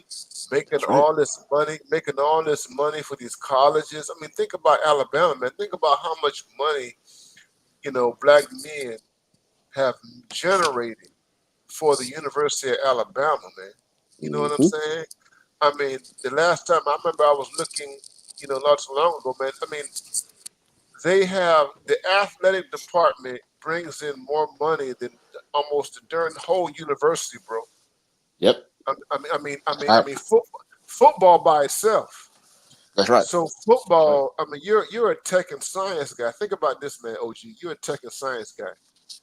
Football brings in more money than the chemist and the biology people Oh, and easily, all the people easily, in STEM. easily, Okay, easily. it brings them Not even more comparable. money than all those. They have their own. They have their own budgets and they have their own world. Okay, on those campuses, man. I mean, Mm-hmm. millions and millions of dollars, state of the art facilities. I mean, it is, people talking about like Trump right now. Trump is he's hijacking the universities right now in terms of funding and all that kind of stuff, man. Let me tell you something, man. No. Football and basketball, man, I'm in the South, man, and we got the ACC, we got the SEC and everything like that, man. Trump, those people are not, the athletic departments are not affected by anything that Trump is No. doing right now. Absolutely not. Okay?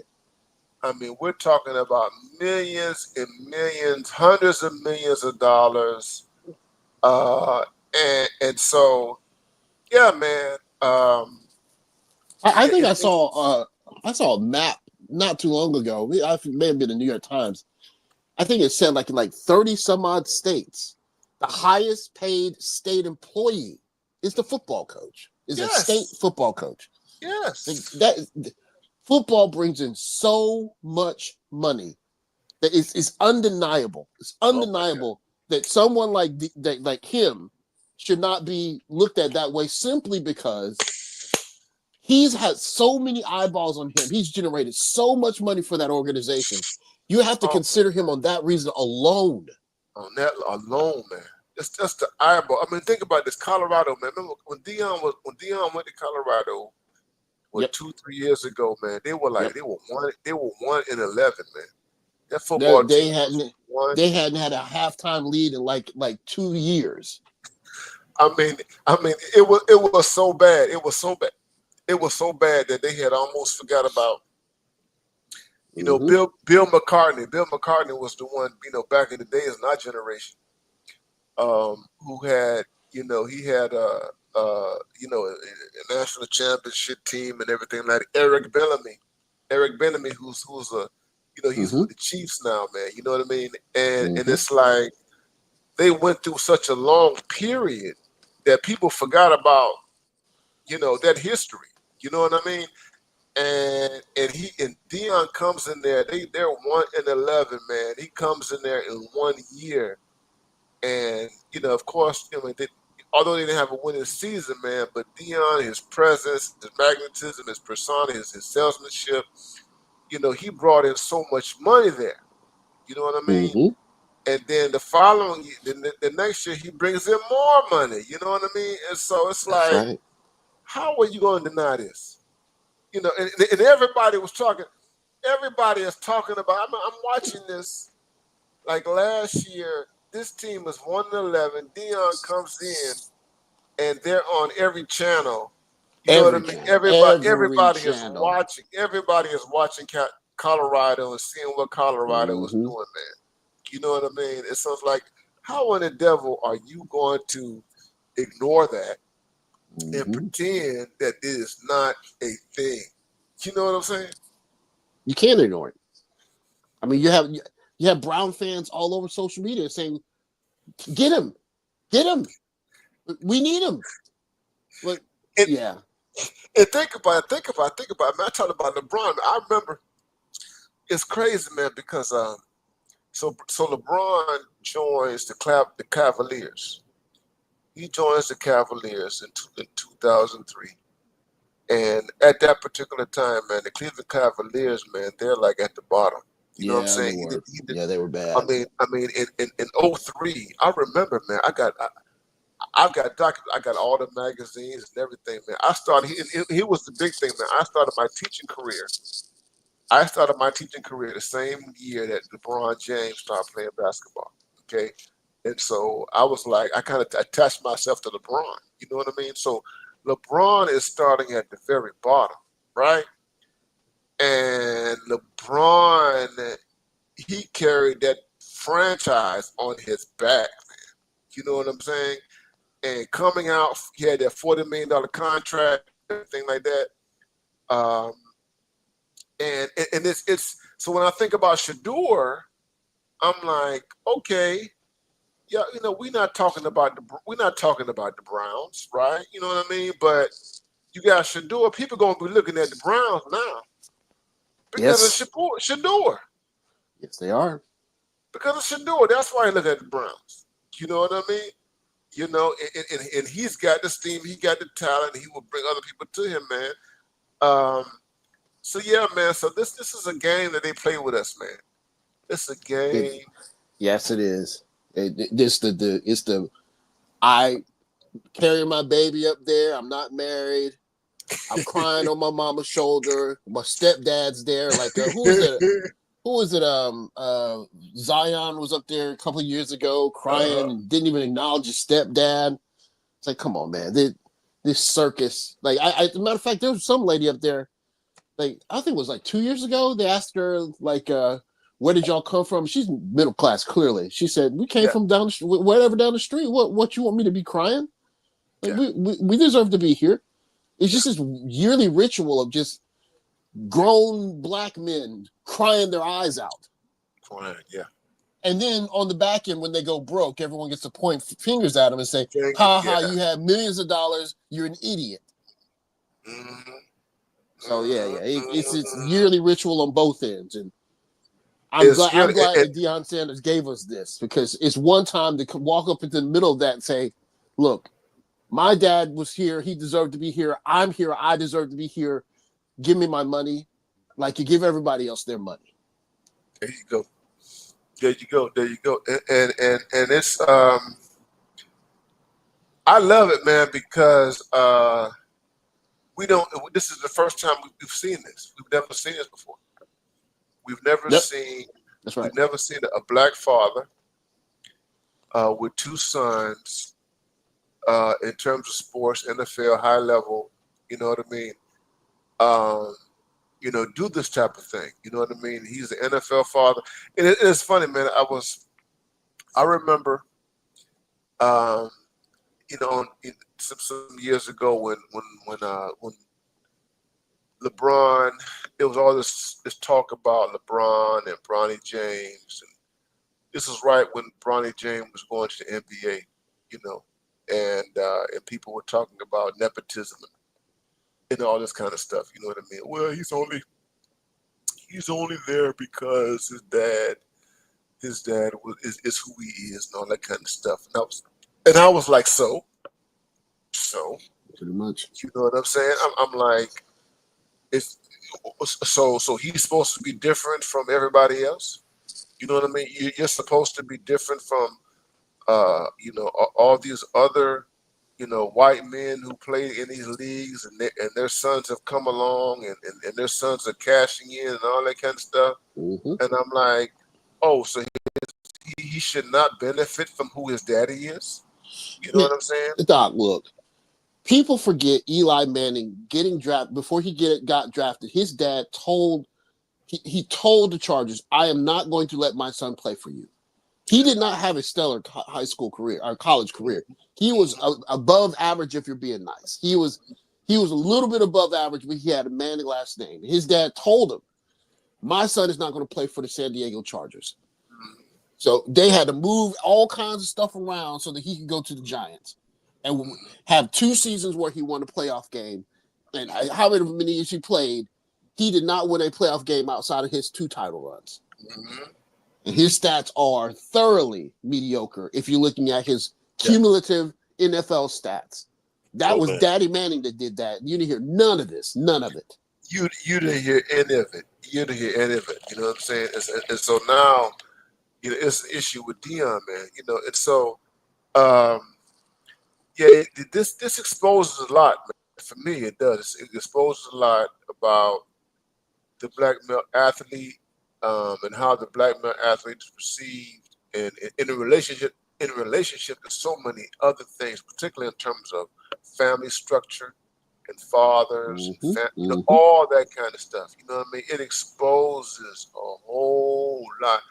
And I have to say, man, that was one of the things I've been thinking through this for years and everything like that. And I really didn't like it because I saw the NBA doing this and I saw the NFL doing this. Is that they were putting themselves, the NFL and the NBA were marketing themselves as like black male saviors.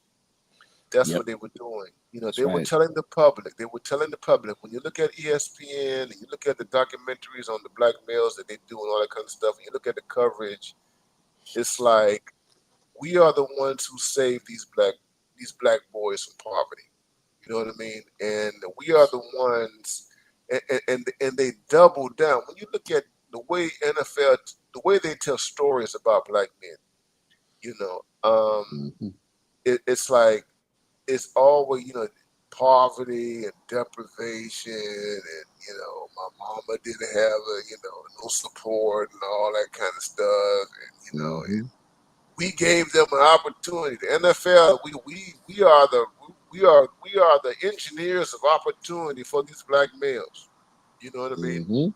And then you fast forward to 2025, you get a Deion Sanders. That's right. Who doesn't need the money? Who don't need the money. You know what I mean? And it's like, no, you're not lifting us out of poverty. And my kids are gonna be good whether they get drafted or not. You know what I'm saying? I want my kids to be in this game, but no, you're not going to put this, you can't put this white savior narrative on them, and I think it really does bother. It bothers people. You know what I mean? Because we don't talk about. You mentioned Eli Manning, and all those folks. And there's no white savior story there. You know what I'm saying? There's no. No, it was him accepting his rightful place in the league because of his last name. That's it. He was getting crowned for his arrival. That is it. That man was never benched for all of them interceptions he threw. Never benched. Oh my God. Do not get me started on. Don't get me started talking on touchdown interceptions. I have a Donovan McNabb jersey hanging on my wall right now. He had to face ridicule for throwing under 100 career interceptions when Brett Favre threw almost 500 of them. 500. Brett Favre was like, "Oh, he's great." It's like, man, stop it. It's just this dual narrative of black quarterbacks can't stay in the pocket. I can't stand it, Doc. Yeah. I know. I understand. Can't stand it. I understand. I had to put that sport down. Go ahead. Put it out. Shout out to Ray Knowles, man. Yeah, William Roden Yeah, Roden wrote a book that it was almost 20 years old. If you guys don't know about Roden's book, it's called $40 Million Slaves. Came out almost 20 years ago. Great book on black men, sports, and money and everything. And yeah, man, it's a real thing, man. You know what I mean? And so I came out here, man, because yeah, I love what Deion is doing, and it's and Sheduer and Shiloh and everything, and it changes the paradigm. It changes the paradigm, um, but it also exposes so much, man. It just It sure exposes does. in terms of the draft. So you think about it, man. Think about the draft. So the commentary. I'm sure you've seen this commentary too, man, on the internet. So he skipped the combine. Shador skipped the combine. It's like what I got to prove. You know what I'm saying? He's not the first one to do it. He is by far not the first quarterback to skip the combine. Yeah, not the first one. You know what I'm saying? What I got to prove. You know what I'm saying? And then there's the whole issue of interviews and all that kind of stuff. And that's so subjective. Interviews are so subjective. There's nothing objective about sitting in front of people and stuff like that. You know what I mean? It's like, and here's the thing. Sports is a competitive, ego-driven enterprise, man. It is that. And it's like, you want to penalize an athlete for being arrogant, and the whole enterprise is driven by competition. You know what I mean? It's like everybody is competing, and it's like everybody, yeah, you know, when the offensive linemen are at the combine, those guys are competing against each other. You know what I'm saying? Mm-hmm. This person is better than this person. You know what I mean? This linebacker, defensive backs, kickers have kickers. You know what I mean? We can go special teams, man. You know what I mean? And it's like the whole enterprise is about competition and winning and all that kind of stuff. And it's like, you want to penalize athletes? Doc, look. What about America is humble? What is one thing about America that's humble? Come on, man. You want these guys to be humble in America? America just put a whole bunch of tariffs on China and said, do something about it. Come on, Trump. China was humble. Oh man, before you came on, man, I was talking about Trump, man. I was like, you know what I mean? I said, why y'all think Trump is president? Thank you. Like, why people think Trump is president? We love that shit, man. Generations of black kids want to be Trump because that's what America is. Americans love that stuff, man. Even the ones who don't want to admit it. Yep. The ones that don't want to admit it, and they like the competition. They like the egoism. They like the braggadocio. Yes. You know what I'm saying? They love that stuff, man. Come on, man. Thank you. It is America. Braggadocio is America. USA. That's why Trump had hip hop on lock for so many decades, man. You know what I'm saying? That's why 50 Cent loved Trump, man. You know what I mean? And so many other people, man. You know what I mean? He was. It's just, it's American, but it's like when we do it in a certain arena, like football or sport, at this level, you know what I mean? It's like there's something wrong with it. You know what I mean? There's something pathological about it, whatever. The black man is supposed to be, self-effacing, and thank you for being so nice. Yeah. You know what I mean? And I appreciate you. If it weren't for you, I would not be in this position. You've been so good to me, and blah blah blah blah blah blah blah blah blah blah. And I just, I worship you, and blah blah blah blah blah blah. And it's like, that's a plantation legacy. Yes, that's right. And That's right. it's a plantation legacy, and the black men have to get over it. That's why, yesterday I did a stream on Sinners, man. That's why I love Ryan Coogler in the movie Sinners, man. And because his depiction of black men is far from humble, okay?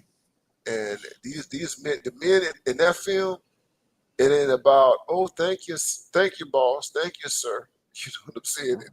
Well, we just glad yep. we just glad to be here. You know what I'm saying? I feel so powerful that you let me. I'm powerful Midas, thankful Midas, Nah, like yes, thankful powerful. I'm just glad to be in your presence and all that kind of stuff. You know what I'm saying? It is like, it is that movie is that film is the direct opposite of that. When you watch it, and I don't want to say too much because I said a lot last night, my last stream, or whatever. But when you watch it, you're not going to walk away with this idea that a black man is supposed to be kissing ass for the rest of his life. You know what I'm saying? Well, I mean, there's a reason why there's endless funding for the shenanigans of what's his name, Tyler Perry. Tyler Perry, yeah. But Spike Lee got to walk around with his hat out so he can get funding from Malcolm X. Come on now. Come on, That's man. That's it. I think we're in a time now where all of those historical hat in hand and bow down, and I mean, you can't continue to enforce that when you're starting to see the American way of life, the idea of it, literally under attack. It's literally under attack. Like the economic forces are literally telling young people what we told you about American life. We don't know if it's a dream or not, but those young people will look at it as like, what are y'all talking about? That's it. Like you're talking about buy a house and car and all this other stuff. At least I could be arrogant. Yeah. I can put on this guy's jersey and walk around like I am somebody. Oh my God. Oh my God. And that's what we did, man. OG, man, we from the same generation. That is hip hop. That's hip hop. That is what we did. We did it with the hip hop. Let me tell you something, man. I was thinking about when I was a kid, man. And I used to, and you may or may not have done this, man. I was watching the NFL as a kid, man. Remember the NFL cards? And you can buy these NFL cards, and you had all the football players, and then you had the commercials. Remember me and Joe Green? Mm-hmm. The Coca-Cola, yep. The Coca-Cola, man. I mean, I had a card of me, Joe Green. You know what I mean? And I had all that stuff, man. When I was a kid, and I couldn't play football. I was a chubby kid, so I wasn't able to play football in the weight class. Stuff like I wasn't able to play football until I got to high school. But me and Joe Green, people like me and Joe Green, man, and who they were, that gave me confidence, man. You know what I'm saying? Yes. That game, watching those guys, and we had those cars, and then you had the baseball cards and all that kind of stuff. Reggie, Reggie Jackson, people like that. And back in the day, I'm dating myself. Guys. I'm dating myself. And the point I'm making is, man, is that it was aspirational. It was aspirational. It boosted your confidence. These guys were good at what they did. These guys, were not unapologetic, about what they did or whatever. You know what I mean? If it's not me and Joe Green, it's a Mr. T. You know what I'm saying? I pity the fool. That mess with me. You know what I mean? And so that's what was going on back in the days, a long time ago. You know what I mean? And so you got young guys who are coming up, and they didn't know the same thing. I mean, think about the teenagers, man, who are looking at Sheduer Sanders, man. You know what I mean? Who are coming up, and and the younger generation. And I had a brother in the chat. Yeah. I mentioned Miguel Oates. Yeah, Darian Hagan, Eric Benenemy. They were part of Colorado's title run. Colorado. Yeah. And one one of my brothers was talking about black men and science and all that kind of stuff. And yeah, we are there. We understand black men can do more than sports. We want to be clear. I want to be clear about that. I'm a black man. I didn't make my life in sports. I'm a professor. Man. I read books and I write books for a living. I don't do sports. I read and I write and I talk for a living and all that kind of stuff. So black men, OG is in tech and all that kind of stuff, and science and engineering and math. You know what I mean? His vocation, language, Japanese and all that. And so, yeah, of course, there are other things that black men can do and should do. You know what I mean? But but the reality is that a lot of us, for good or bad reasons, we get introduced to competition through sports. You know what I mean? And Doc, elevation. Go to Wall Street and ask those people what music they got on their phone, and tell me if they don't have Jadakiss, yes, freaking yes. Jay-Z, Kanye, whoever, Drake, whatever, on their phone, rapping about being that dude. I mean, it's a metaphor for guys trying to succeed in regular life. These guys are in a sport that's a symbol of struggle against other teams, the elements, etc. And they're showing us in a symbolic way how you can persevere. That's what sports represents. So that's what it is. There for every black man that's on a baseball diamond or a football field, there are 15 black men that are in some field that you never heard of that are racing to be at the front of it.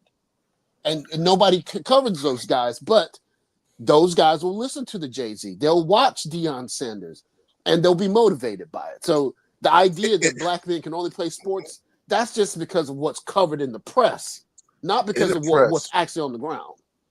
Oh, absolutely. And think about this, man. And I saw this back in the days with Michael Jordan. And when I saw, like, when Michael Jordan was making all this money, man, back in the 90s, early 2000s, but hell, not just 90s, but from the 80s all the way to the early 2000s, and white media and all the coverage and all that kind of stuff, and the tickets that the Bulls were selling and all that kind of stuff, I came to the realization, I'm like, you know what? There are Wall Street guys. There are guys on Wall Street who are living like white guys. Yep. On Wall Street. Old white men, young white men, and etc. They are living vicariously through Michael Jackson. You know why? Yes. Oh, absolutely. No. I'm sorry, Michael Jordan. Jordan. They're living vicariously. Michael Jackson too. But Michael Jackson, yeah. But they're living vicariously. Mike Tyson, yeah. So they're living vicariously through exceptional black male entertainers and athletes. They're living vicariously through them because these guys are avatars of like exceptionalism. You know what I mean? And being at the top of their game. So the guy, the men, who do you think of filling out? Who do you think are buying up all the seats in Madison Square Garden? Who are the guys? Who are the guys? It's not just Spike Lee, who's on the floor. It's not just Jack Nicholson. No. Who's on the floor who have floor seats. They have floor seats to Bulls games, dude. These are wealthy white men, okay? And they are living vicariously through Michael Jordan. They're living vicariously through the rest of the guys. Dennis Rodman. They're living vicariously through all these guys on this team, particularly Michael Jordan, is because Michael Jordan. Because think about this, man. When you think about Michael Jordan, well, it's nothing. No, fuck this. Not just me. Michael Jordan is the epitome of competition. Yes. When you think about him. Yes. When you think about somebody who is obsessed with competition and dominance and championships and all that kind of stuff. This is why Jordan is. This is my theory of why Jordan is a billionaire right now. Okay, because he was so obsessed with domination. Okay, that you had a bunch of white males who had nothing to do with basketball, who lived vicariously through him. Well, and Doc, there, Nike in the 1980s was a nothing company. Yeah. They offered all of those guys stock in the company because they're about to do something that no one had ever done, which is essentially corporatized swagger jacking. They put, you want to be Bo Jackson? We're going to put it on the shoe. You want to be Deion Sanders? We're going to put it on the shoe. You want to be Michael Jordan? We're going to put it on the shoe. We're going to make it in China. We're going to bring it over here. And for $250, you can be Michael Jordan. That's what they did. And how many people in America have never bought a pair of Jordans? It's probably more than half. I'm probably the opposite. More have bought Jordans than haven't. I mean, Nike perfected it. You want to feel like Michael Jordan? Okay, maybe you can't play like him. Maybe you can't go to the games, but guess what? We got a pair of shoes that he's wearing in the game, and you can wear them. Remember the campaign, to be like Mike? Yeah. I want to be like Mike. Is it the shoes? It's got to be the shoes, like money. To be Nike's like like, Mike. Then we make it in China for $3, and we're gonna sell it to you for $160. OG, they had a version for women. No, it works. Jordan's for women, man. You know what I'm saying? Yes. Jordan for women. I want to be like Mike. You know what I mean? That's right. You know what I'm saying? It's so, yeah, man. It's so, so we get demonized, right? So we get demonized for stuff that these super white male capitalists have always done. You know what I'm saying? And it's like, yeah, I get it. Trump is gaudy. Trump is hip hop and all that kind of stuff. They don't like that there are certain elements in the ruling class, the liberal ruling class in particular. Well, not just liberal ruling class, but I'm saying this. A lot of people in that billionaire class, they think that Trump has always been too ostentatious. You know what I mean? He's been too over the top. But they got the same values as Trump. Yes. So it's like okay, we believe in the same stuff that Trump believes in, but we don't believe in styling and in profiling. You know what I'm saying? That's right. And wearing it around our necks as gold chains. You know what I'm saying? We don't believe in that. You know what I'm saying? But we believe in everything else. And so they go after Trump at that level, but when it comes to us, when the black man, does anything similar or whatever or close to that, it's like, we got to humble the man. We got to humble him.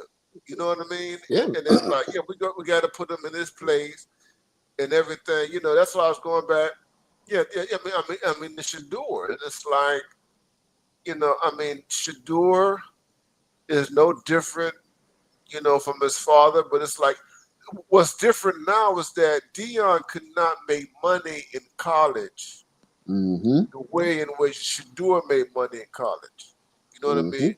Deion could not monetize on the stuff that Sheduer can monetize. So it's like Sheduer is in a position where he could become a billionaire. That's right. What I mean? You know what I mean? When Deion was coming along, we didn't think along those lines. We couldn't even imagine, 30, 40 years ago that this guy could eventually become a billionaire or whatever. You know what I mean? And so, and it's like you have the whole system coming against him because you have the NFL, and then you also have the college system because the NCAA, in terms of football, They hate this stuff. They hate the NIL. They hate the deals that these guys are getting. They're hating the transfer portal and what this stuff has been able to do over the past 3 years. You know what I mean? And it's like we have no control of this anymore. And we got to be able to control these Negroes. Well, look, I tell you one person who knows how to control it, Deion Sanders. There you go. You want to play for the flashiest, hottest, hypest program in the country? Where are you going to go to? Where are you going to get eyeballs at? That's it. They don't like Deion Sanders because he understands how football really works. He gets it. Like you can't point to Deion Sanders and say he doesn't understand football. You can't do it. Oh my he understands everything about how to get a player in his program, get eyes on him, get him the coaching he needs, and get him to where he needs to be so he can get pro scouts looking at him. And he did it from Georgia. He did it from was it Southern or not Southern? Jackson State. Jackson State. So I mean, you can't if you're a regular old guy. I mean, Kirby Smart's a different stratosphere. Let's say you're a couple clicks down from Kirby Smart, and you're trying to compete against this guy. How do you compete against Deion Sanders? Oh my God, you can't do it. You can't. So all you can do is attack the man. I mean, that's all you can do. He can't coach. He's propping up his son's stats. Like, what coach is not going to prop up his quarterback stats? He's trying to win. What are you talking about? Dude. I mean, he forced Lou Saban out. You know what I mean? At Alabama. Yep. You know what I mean? And Saban, I was watching it. Saban was like, "My time is up. I got to go." I mean, if you heard how Saban ran his programs, Saban will give you a scholarship, then gray shirt you, then red shirt you, and you'll be there 3 years before you see the field. 3 years see the field, yeah. And before he let you out the pasture. You know what I'm saying? Mm-hmm. And all this NFL. Think about this, man. He had a monopoly on a whole bunch of NFL talent. A whole bunch of NFL talent that we've never seen. Think about this. That's whole right. bunch.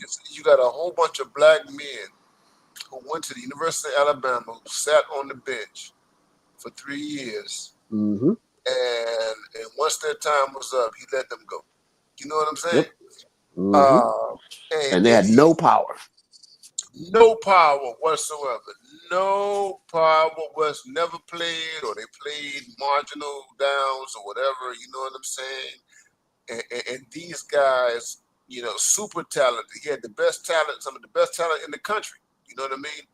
He had a monopoly on that. You know what I mean? And when Deion came along, and then with the NIL thing, when the whole system changed, he was frustrated. He was mad. He was like, I got to retire. I got to get up out of here.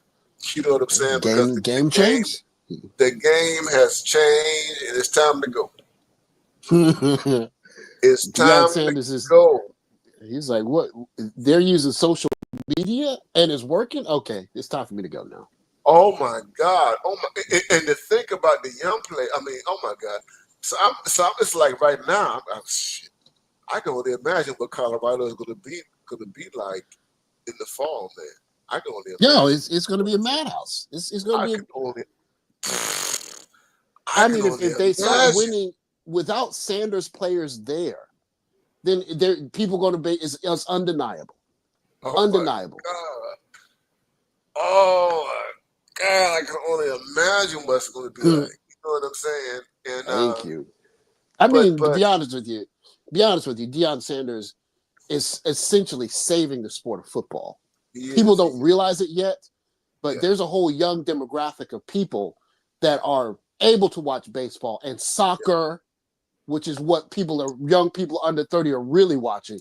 And if it wasn't for Deion Sanders, the draft wouldn't even had half the, well, I wouldn't say half, but it wouldn't have had a lot of the viewership that it did. Nobody. So, I mean, think about it. The NFL right now is tanking. I mean, in all honesty, your demographic is what? 50-year-olds? 45-year-olds? 50-year-olds. I mean, the NFL is not what it was when we were coming up.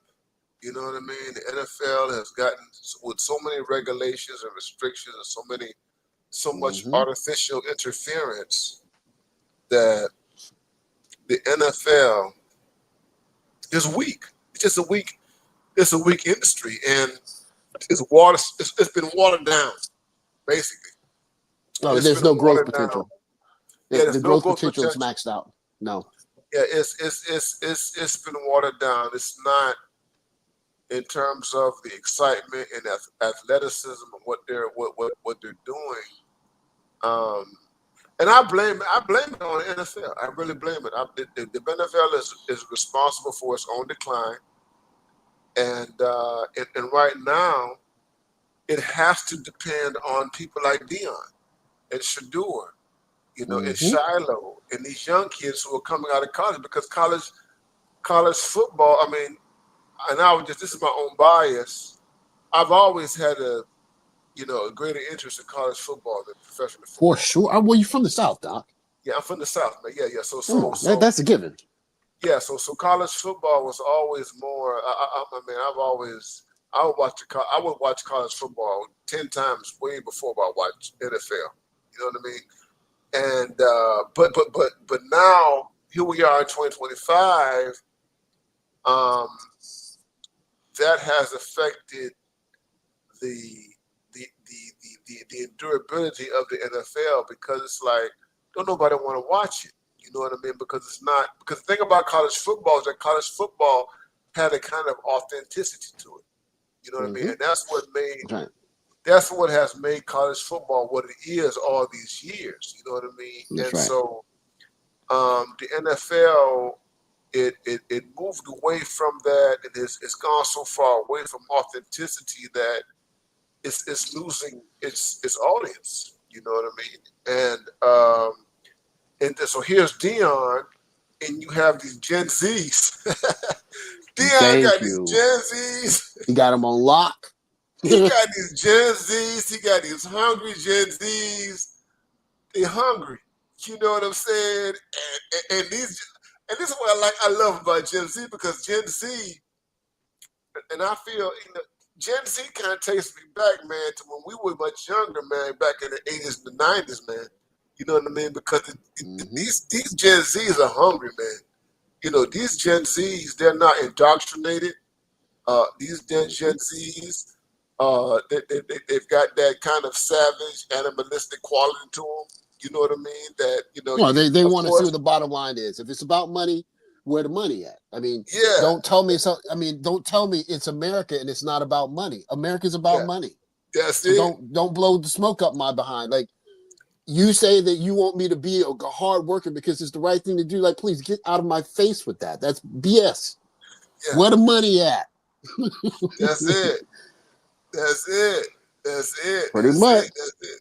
That's it. That's it. That's it. So, And um, what's so fabulous about what Deion represents is he is he is essentially Michael Jordan. Like yes. he literally is on Michael Jordan level. Like you cannot go back to his career and point to a weakness in his career. No, Oh, Michael Jordan played baseball. Well, guess what? Deion Sanders not played baseball. He played it much better than him. but Like he was. I mean, come on. You're a kid, and you're like, who? Deion Sanders is recruiting me. So it's over. It's over. it is over, man. You know what I mean? So, yeah, they're bringing a different level of energy to it. You know what I mean? And I think that's very, it's very refreshing, man. And so like Dion. Dion now is in the position, I think, that um, Lou Saban was in for so many years. Oh yeah, You know what yeah. I mean? Yeah, so many decades. You know what I mean? And so, Mm-hmm. Lou Saban, he was the feeder. And you know, Right. and now that I think about it now, it's like, okay, that's part of the issue Oh because no, not part. No. That's the yeah, issue, dog. that's the issue. That's That's the the issue. issue. That's the issue is that Dion has displaced Lou Saban, and and Deion has there's a monopoly now that Deion has. There's something, he has this stuff on lock. You know what I'm saying? Deion, I think about Michael Irvin. Michael Irvin always called himself the playmaker. We know Michael Irvin as the playmaker. Deion is the playmaker now. Yes. You know what I'm saying? He's the gatekeeper. Yes. That's right. And they never expected. Here's the thing. They're used to a black man. No. Let me retract it. Let me correct that. Scratch that. They were used to a white man. Yes. A Lou Saban as the playmaker, as the gatekeeper. That's right. See, Lou Saban was the gatekeeper for decades in terms of NFL talent, transfer. All this kind of stuff. You know what I'm saying? That's right. And now they have to do business with Deion. And Deion, here's the thing. So then you have all the conferences within college sports. You know what I'm saying? So now things have shifted. So at once it was Alabama in the South. Now it has shifted to Deion in Colorado, a completely different, the PAC conference, a different conference. You know what I'm saying? Mm-hmm. So Deion is now, so the athletes that Saban had a monopoly on in southern states, Deion got these guys. Okay? So you got guys coming out of Georgia, they coming out of Alabama, they coming out of Florida, whatever. It's like, we want to play for Deion. That's what makes the Travis Hunter situation so dangerous. Yeah. Travis Hunter is walking distance from UGA. He could walk to UGA. He went to Jackson State to play with Deion. And we'll look at second pick in the draft. Yeah. Now you're telling me right now today that kid sitting in that living room thinking, should I go here? Mm-hmm. And should I go here? And the checkmate brilliant piece about Deion Sanders. Yeah. You put Deion Sanders in the football playoff and you're going to get a bump in ratings, point blank period. Like, do you want to make the money or do you want to be mad at me? Which one you want? You want to make money? Okay, Colorado. Send Colorado to one of them bowl games. And we all make money. You like money, don't you?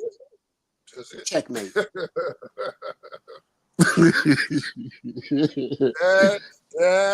is it. That's it. So it's so in light of all this, we're talking about power, man.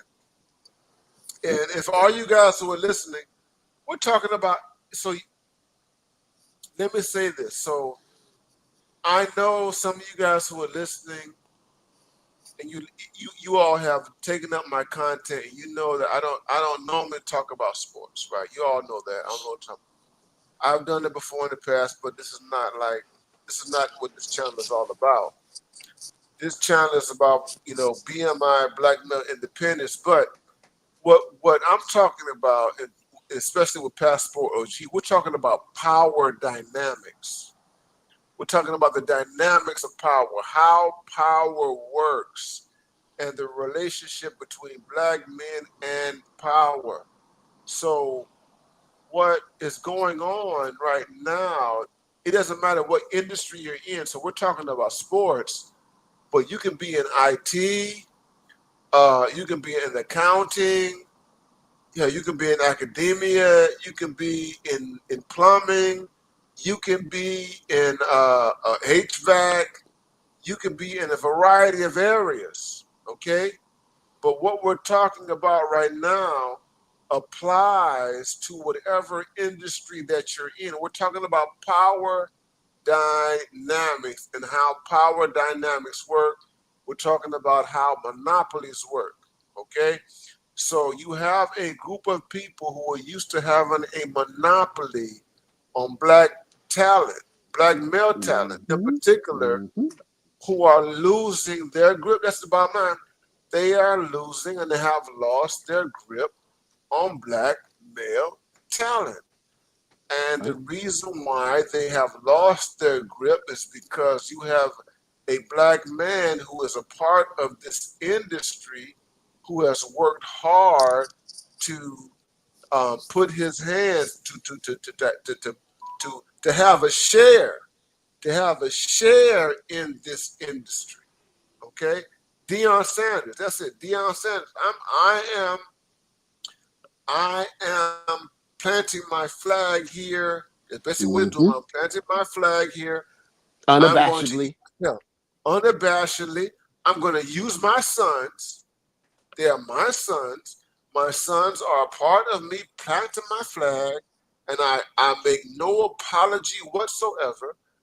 Yes, this is nepotism. No apology whatsoever. We're talking about the real world, man, the real world. And you have Deion Sanders who is doing this, who is upsetting the apple cart. He is upsetting this market. You understand what I'm saying? So what I want you guys to understand, guys, is that, yeah, that's what we're dealing with. We are dealing with power dynamics.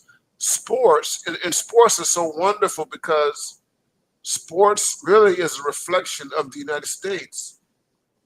It's a reflection of who America is. We talked about Michael Jordan. When you talk about Michael Jordan, you're talking about America. You're talking about how capitalism works and all that kind of stuff, and where black men fit in this whole structure. You understand what I'm saying? And I did, my stream last night.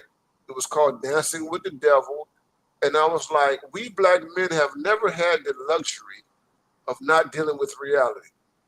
We've never had the luxury. We've never had the luxury of not dealing with the things where they are. The black female, a whole different story. Okay? She can play with fantasy. She can play with white women's fantasies. She can play with liberal fantasies and stuff like that.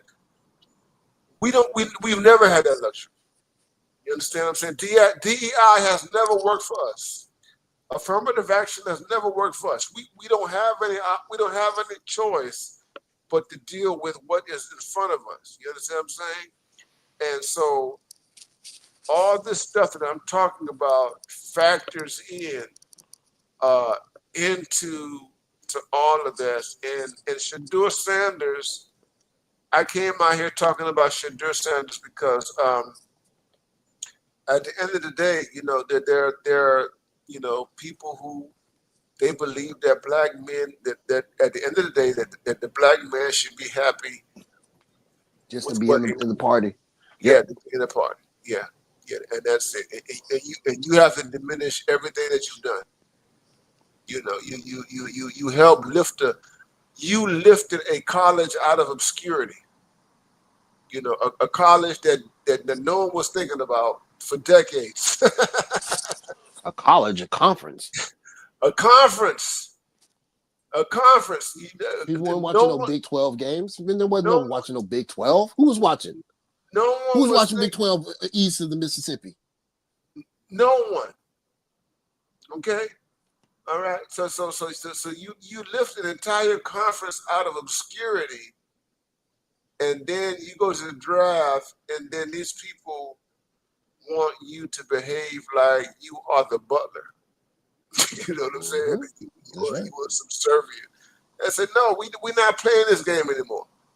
We're not playing this game anymore. You understand what I'm saying? And no, that's how we do it.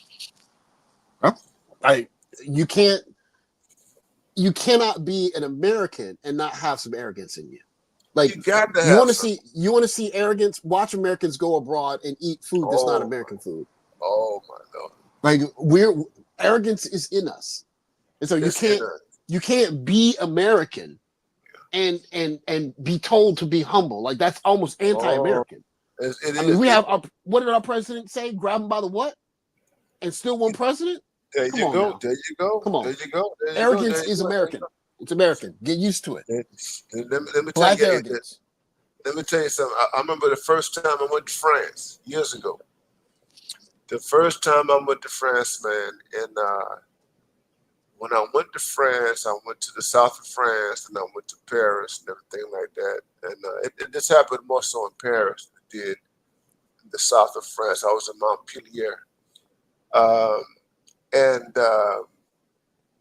There was a lot of American resentment, American hate. This is back in 2011, almost over 50 years ago, almost 50 years ago. and it soured me on France at that time. But what was clear to me is that the French had problems with Americans, and what I learned over time was that the French are arrogant. Yes, they are. The French are arrogant. The French are very smug. The French are very entitled. The French think that they're better than everybody on the freaking planet. But then they meet an American, and then they encounter American entitlement. You know what I'm saying? And so what happens is that you have a clash between. I didn't see this at the time, but what I realized, I said, man, these people are so freaking arrogant, right? But I learned there was a lot of anti-Americanism. This is like Obama was president at the time. He was in the early part of his administration. That's right. And so there was a lot of resentment there. But anyway, what I came to understand as time went on is that, okay, Americans are arrogant. And French arrogance clashes with American arrogance. It does. You understand? Yeah, because the French are entitled. They are entitled. Oh my God, the French are very entitled. They have entitlement. Oh my Lord, Jesus Christ. That's funny. Good God. And it transcends, let me tell you something. It transcends France. Man, Africa. You go to French Africa, oh Lord Jesus, the entitlement is so freaking deep. Oh Lord, you go to Senegal. Oh Lord Jesus Christ. Anyway, it is deep, OG. It is deep. It is deep. It is deep. And but wisdom. This is what wisdom has taught me. It's like, okay, there is this French entitlement that meets American arrogance and entitlement. You know what I mean? And there's a deep clash. There was a clash. Yeah, because I'm like, okay, bitch, you think you better than me because you from France. But I'm like, motherfucker, I'm from America. That's right. That's right. I'm like, motherfucker. Right. I'm like, my currency my currency is worth more than yours. You know what I'm saying? That is exactly right. That I mean, it's baked in us, Doc. I mean, if you are Gen X on, Mike Tyson goes to Tokyo and is like, what is this? And turns the country upside down. Like, you see it on TV, like Mike Tyson's fighting from where? Yeah. Or even just, like Muhammad Ali fighting in the Congo. Like, nobody else is doing that. Like, show me the black, not only black people anywhere that can go to another country. Michael Jackson can go to Bucharest and have people fainting on the stage. Yeah. Like, what other group of people's doing that? Oh, my God. How can you not be arrogant if you know that you are 3 or 4 clicks removed from a plantation where the Jacksons were born and raised? Yeah. Or the same plantation. How many black people named Jackson? Yeah.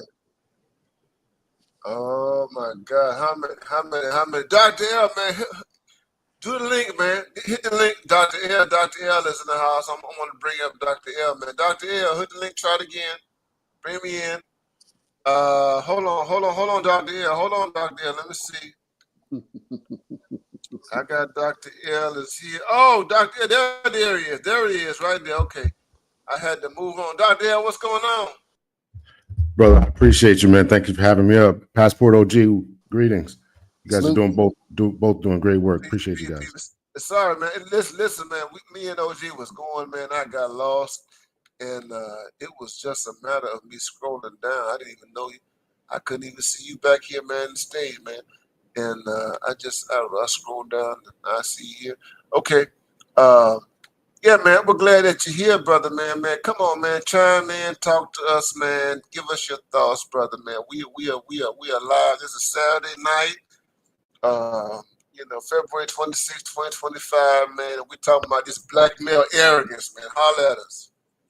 Yeah, man, it's certainly something to be studied, right? You guys were talking about the power dynamics within sports, and it's been eye-opening what you guys have been talking about. And I can remember watching a movie. I think the name of the movie is Rebound, and it's about a player who was a basketball player back in the 1970s or 80s or something like that. Kareem Abdul-Jabbar said he was the best he ever played. Earl the Goat Manigault. Right. Okay. Yes.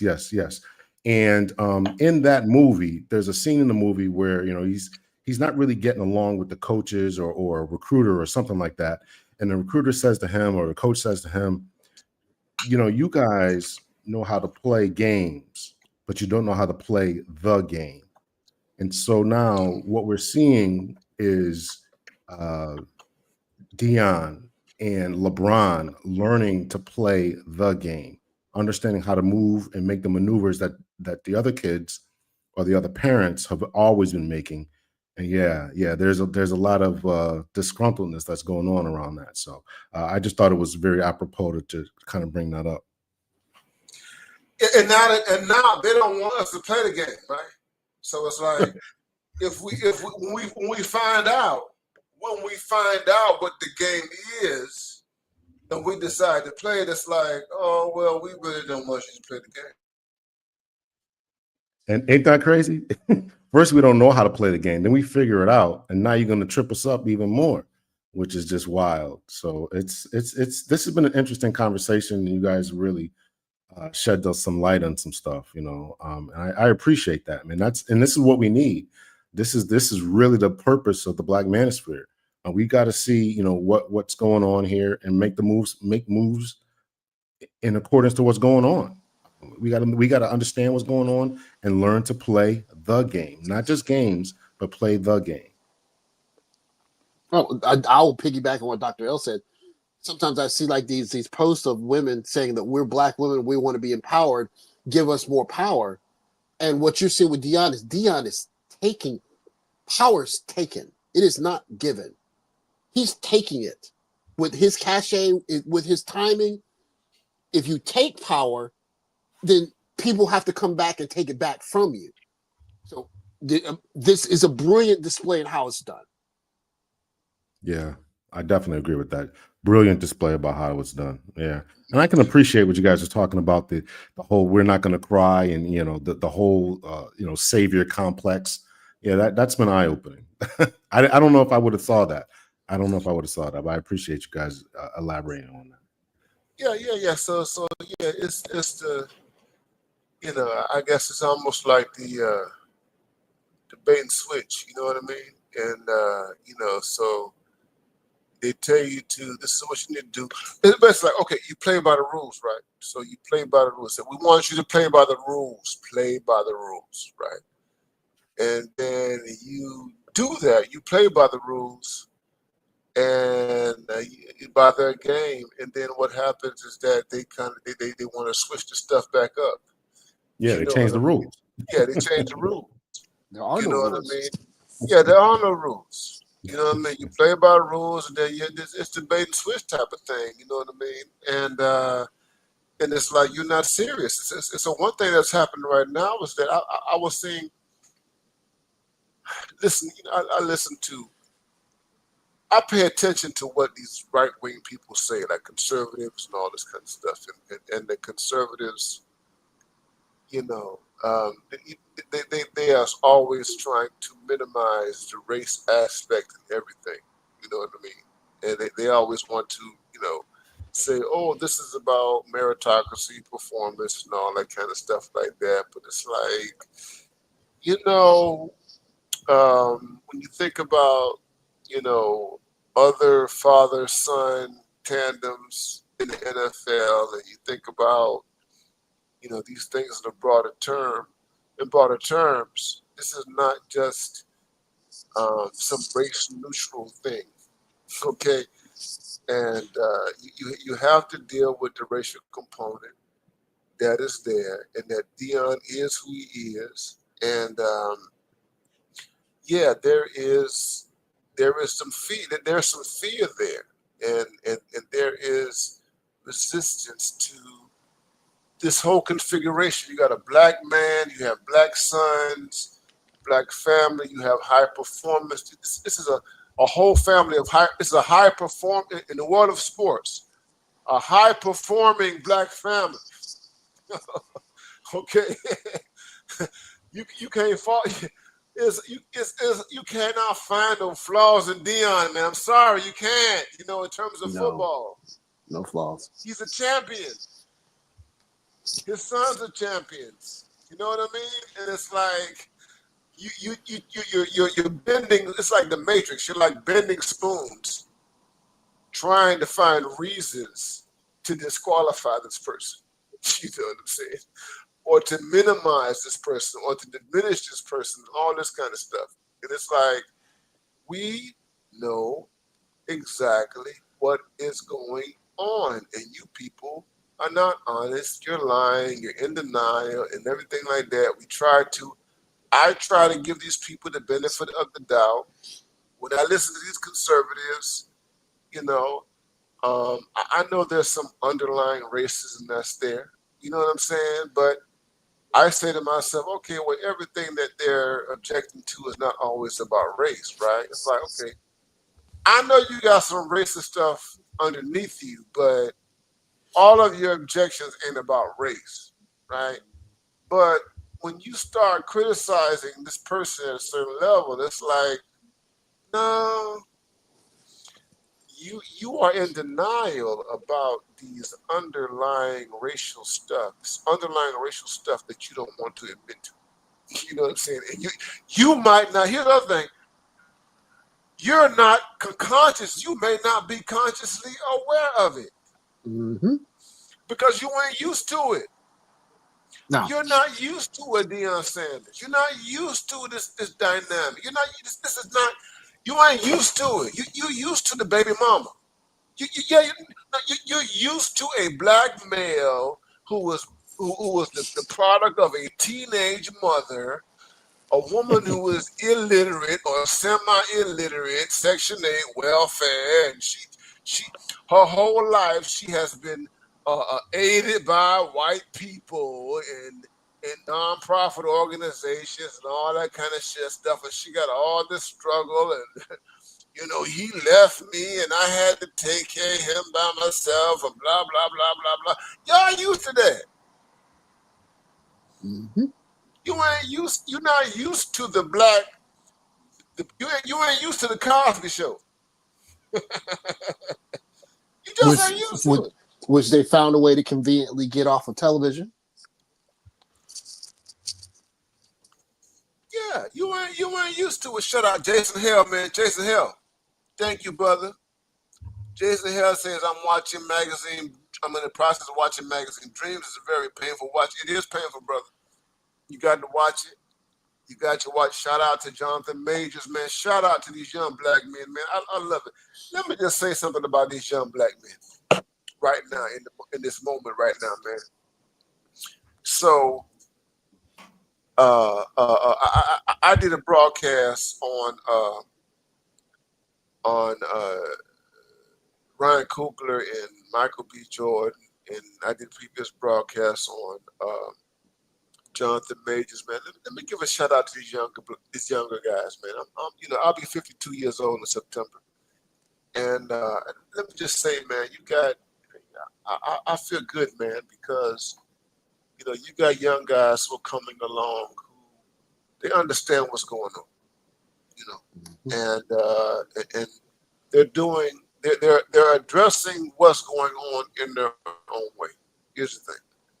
I have no interest in trying to get guys to do anything my way, but I'm like, okay, I can sleep at night. I can sleep at night better knowing that there are guys who are in their 30s, they might be in their late 30s, they might be in their mid 30s, early 30s, who they know what's going on, right? And these guys are high profile. They're high profile guys. And, black people, here's the thing, I'm going to say this. A lot of us, we're visual people. And a lot of us don't read books. A lot of us, we just don't read books, man. We don't have that kind of curiosity that pushes us. I'm not going to say all of us are like that. But a lot of us, we don't have a lot of curiosity. And so, beyond what we see in front of us, you know. And so we rely on, you know, the entertainers and the visual people and stuff like that. You know what I mean? And so I'm happy, man. You know, I'm happy about these young guys, you know, who are coming along and everything. And I look at Sheduer and to think about it, you know, here's the thing. Deion Sanders has never been a political person, overtly political. However, although he's never been overtly political, he has been pro-black male, and he has been pro-black father, and everything that comes with being pro-black father. You know, so I mean, you don't have to be out here, you know, beating on your chest and with placards and all this kind of stuff and Black Lives Matter. All you don't have to do that to be pro-black father, pro-black male, and what have you. And Deion has done that, and we're seeing that in his sons. And they're communicating a very, very powerful message, you know, to America and the rest of the world, man. So I really do like that. I love it. I love it to death. Thank you, Jason Hale, man, for that. Man, we thank you for that contribution. This is you all black. BMI 3000 Reloaded. BMI 3000 Reloaded. Come on, if you like this content, if you like this ism, support it. Dr. L, man, talk to us, man. Come on, man. We want to hear from you, man. You are right here, man. Give us your thoughts. Man, I'm listening to you guys put it down. You guys are really holding it down. I can appreciate this type of content, and as you mentioned, man, you know, this is the stuff that we need, because we gotta have a look forward to the future. We gotta have individuals who are looking forward to the future, who are understanding, you know, what it took to get here and to go forward. I haven't seen the movie Sinners yet. I'm actually in Puerto Rico right now. Okay, wonderful. I'm heading to Colombia next, so I'm on my travel. Oh man, brother, he's on this thing, man. You gotta make the pilgrimage. Yeah. I want to go see Passport OGs too. So I want to go out there to Japan and come out there and hang out. Passport, bro, for life. Hey, we got the yeah. Passport, bro, thing going on here. We got to see the world, man. We got to make moves, man. We got to build on the foundation that was laid for us by those who laid down their lives, unfortunately, for us to live better lives, man. We got to live those better lives. And I like you, Dr. Neal, I want to see these new brothers on the way up make the most out of their lives. It's black male independence, black male thought, black male financial power. I want to see it all, man. I want to see it all. So I'm here for it. I'm here for it. Yes, sir. Yes, sir. Yes, sir. Yes, sir. Well, Dr. L, so what's really fascinating about Deion Sanders is, one, notice neither of his sons have children out of wedlock, right? Mm-hmm. So they're not walking up there with a baby mama. And the second thing about Deion Sanders is he got out of a difficult marriage, and he's doing all of this as a single black man. Oh my God. So this whole narrative that's been running around that every black man gets there, he has a strong black woman behind him. The narrative, you can see it in plain view that it's not for the Deion Sanders, the greatest 2-3 athlete of our lifetime. Heck, you can say it for Michael Jordan too. Didn't get there because he had a strong woman behind him. He got there because he had him behind him. So, you know, this has always been about choice and freedom of opportunity, and we're seeing what happens when you take the handcuffs off of us. We are the first generation, you know, post 1968, who have been born with all of our rights, and we are taking advantage of those rights. It's been an uphill progress, slow and steady, but we've been making progress. More of us are in the middle class. More of us are taking control of our children. I myself was divorced, and I raised my kids for a little bit till I got remarried. So we're doing our thing. We're making moves, and we just got to keep the message going that there are positive black brothers out here. Deion is obviously doing his thing, and you know, as far as we know, LeBron is doing his thing and doesn't have any outside babies or whatever, at least as far as I know. So we got some good, healthy role models going on here. And again, I'm appreciative of the brothers in this space, Dr. Tia-San Johnson, Dr. Neil, and others who are shining a light and saying, here's what Black male excellence looks like. Here's what it looks like. Here's what we can be and should be. Even to you, Passport OG. We're all doing some great things. And we just got to keep building on that. We got to get the message out there. And when this stuff is going on, man, when they put out this stuff about all of us having babies out of wedlock and this, that, and the other, we know what it is. We know it's nothing more than a smear campaign. It's about but when we take the shackles off, when the shackles are off, and we truly have the freedom to move and to make better decisions, we make those better decisions. Well, and to piggyback off your point, as Gen Xers, we grew up thinking we had to defend ourselves against a narrative that didn't apply to most of us. One, but you go through the millennials, and they're halfway in between. Gen Zs are growing up without even admitting that the narrative is even there. Like, what are you talking about? What are you talking about? I'm supposed to date who because of why? No. They're starting at zero. I'm me. I can do me. I'm American. I'm competent. I'm going to go get it. And someone's going to come, what are the Black community? So what are you talking about? What community are you talking about? I don't know what you're talking about. That's where the Gen Zs are starting. Yeah, and that's why I am. And shout out to you, man, Chance Rogers, man. Get the likes up. Y'all get the likes up, man. If y'all like this content, get the likes up, man. We keep this thing going. We want BMI. I want this BMI to go all over the world. There are people who are watching all of us. They're watching all of us, man. You would never you would not be surprised as the kind of people who watch our content. But you know what?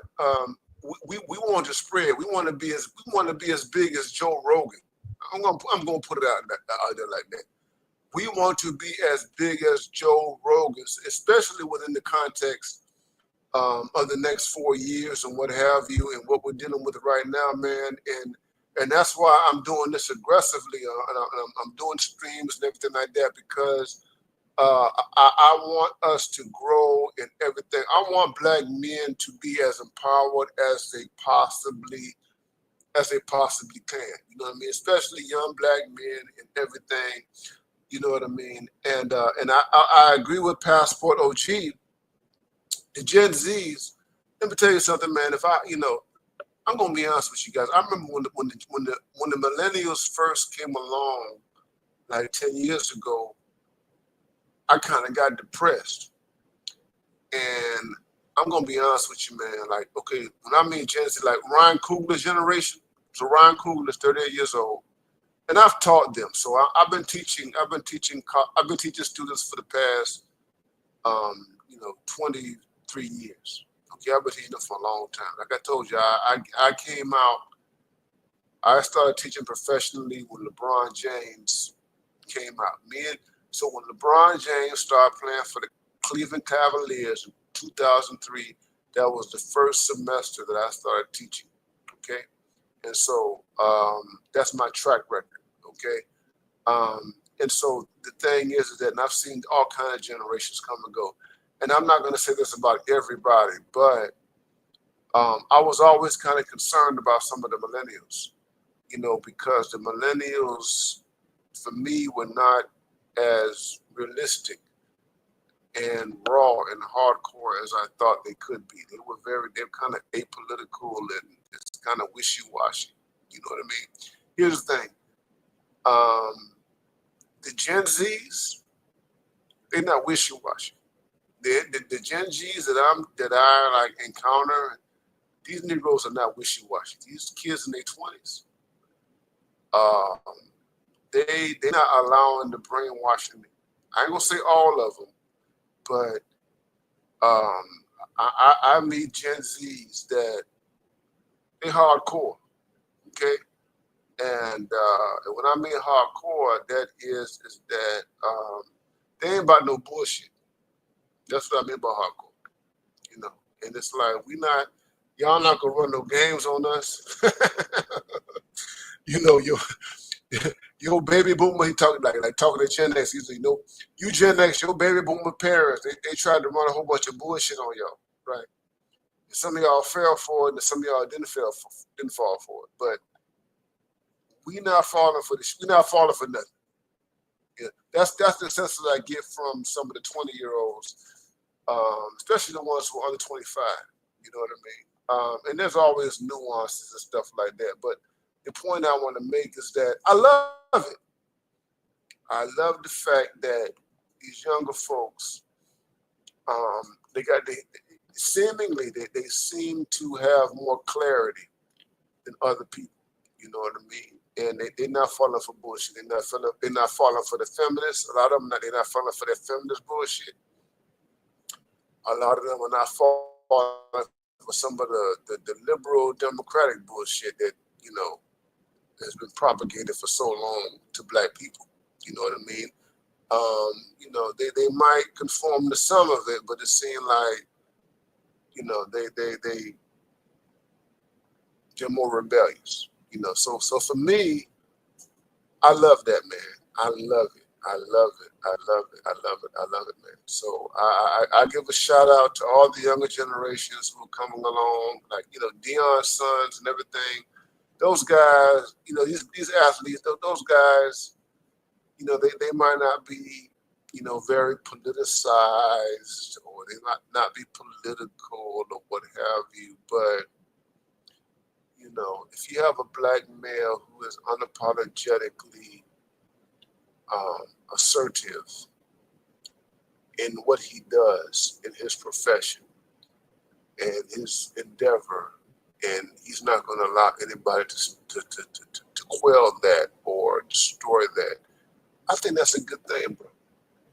You know what I mean? I think if he rejects that slave mentality, you know, if we can get black men to reject the slave stuff, we've accomplished a lot. What you guys think?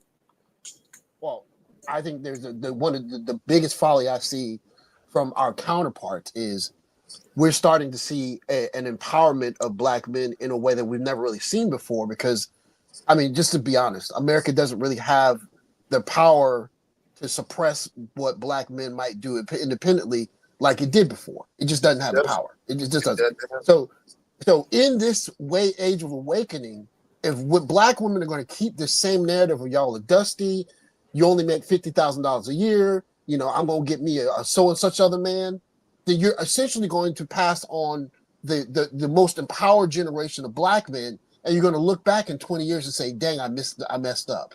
Because a black man is simply going to love a black woman differently than he's going to love any other woman, because we see ourselves in black women. But if they're going to carry that feminism to the very end of it, it's just they're missing a great opportunity, and they're too proud to admit it. Mm-hmm. Mm-hmm. Oh, you're absolutely right, man. Jamal around the world, yes, this is grown man content. Hey, Jamal, where Jamal at? I'm gonna come into South Africa. Hey, we're gonna talk about that offline, brother. Jamal wanna know if I'm coming to South Africa. We're gonna talk about that offline, brother. We're gonna talk about that offline, brother. Yes, sir. Yes, sir. But yeah, man, y'all know, man, you guys talk, man. You're absolutely right. I mean, black women, and it's tragic, and I hate to be an a-hole about this, man, but they're gonna be left behind. They're gonna be left behind, man. You know, and a very small group of women can afford to do the Gail Oprah retirement. That's a very small group of people that can do that. Yeah. Yeah, they're gonna be left behind, you know, and hopefully that's what I say. You know, hopefully with the younger women, there's a different type of mentality and everything. You know what I mean? You know, and that is if they're not contaminating or tainting, like women from my generation. I'm 51. Women who are between the ages of 40, let me see. If women who are between the ages of 37 and 55, you know, if they're not contaminating younger women they're trying with their backwards ideas, You know what I'm saying? And if the younger women are not buying, if the younger women are not buying their backwards ideas, then there's a lot to look forward to, man. But if the younger women are buying their backwards ideas, then black men have no other choice but to deal with the entire world. You know what I mean? And these guys, oh my God, the other world. I was listening to it. Austin Holloman. Everybody knows Austin, man. And Austin is over there in Kenya, and Austin has become a celebrity in Nairobi. And a lot of people follow him and stuff like that. And I was just watching a video that he did earlier, and he was talking about kind of globalization. He was talking about the influence of Western culture in Africa and even beyond. You know what I mean? And Austin is like 25, 26, or whatever. And he refuses. He says this. He's like, he hates Austin says he hates Western culture. And that's one of the reasons why he's not in America. You know what I mean? And the thing is, if you have guys like that, if you have guys in their 20s who are not even 25 and younger and whatever, under the age of 30, and they're thinking like that, you know what I mean? That's a good thing. You know what I mean? And if those guys can hook up with women who have a similar mentality, that makes it even better. You know what I mean?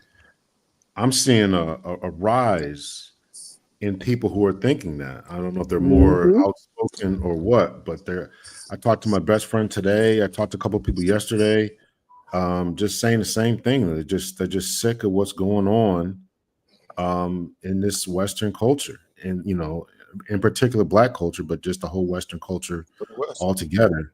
Yeah, and it's eye opening. It's eye opening that they're, and it's encouraging as well that there are a lot of people are really sick of it. Yeah. And that's the thing, man. So when you have a young person like that, and he's a bit different because he's traveled to many countries. But he's a young guy, man. I mean, I'm twice, most of us were twice his age. You know what I'm saying?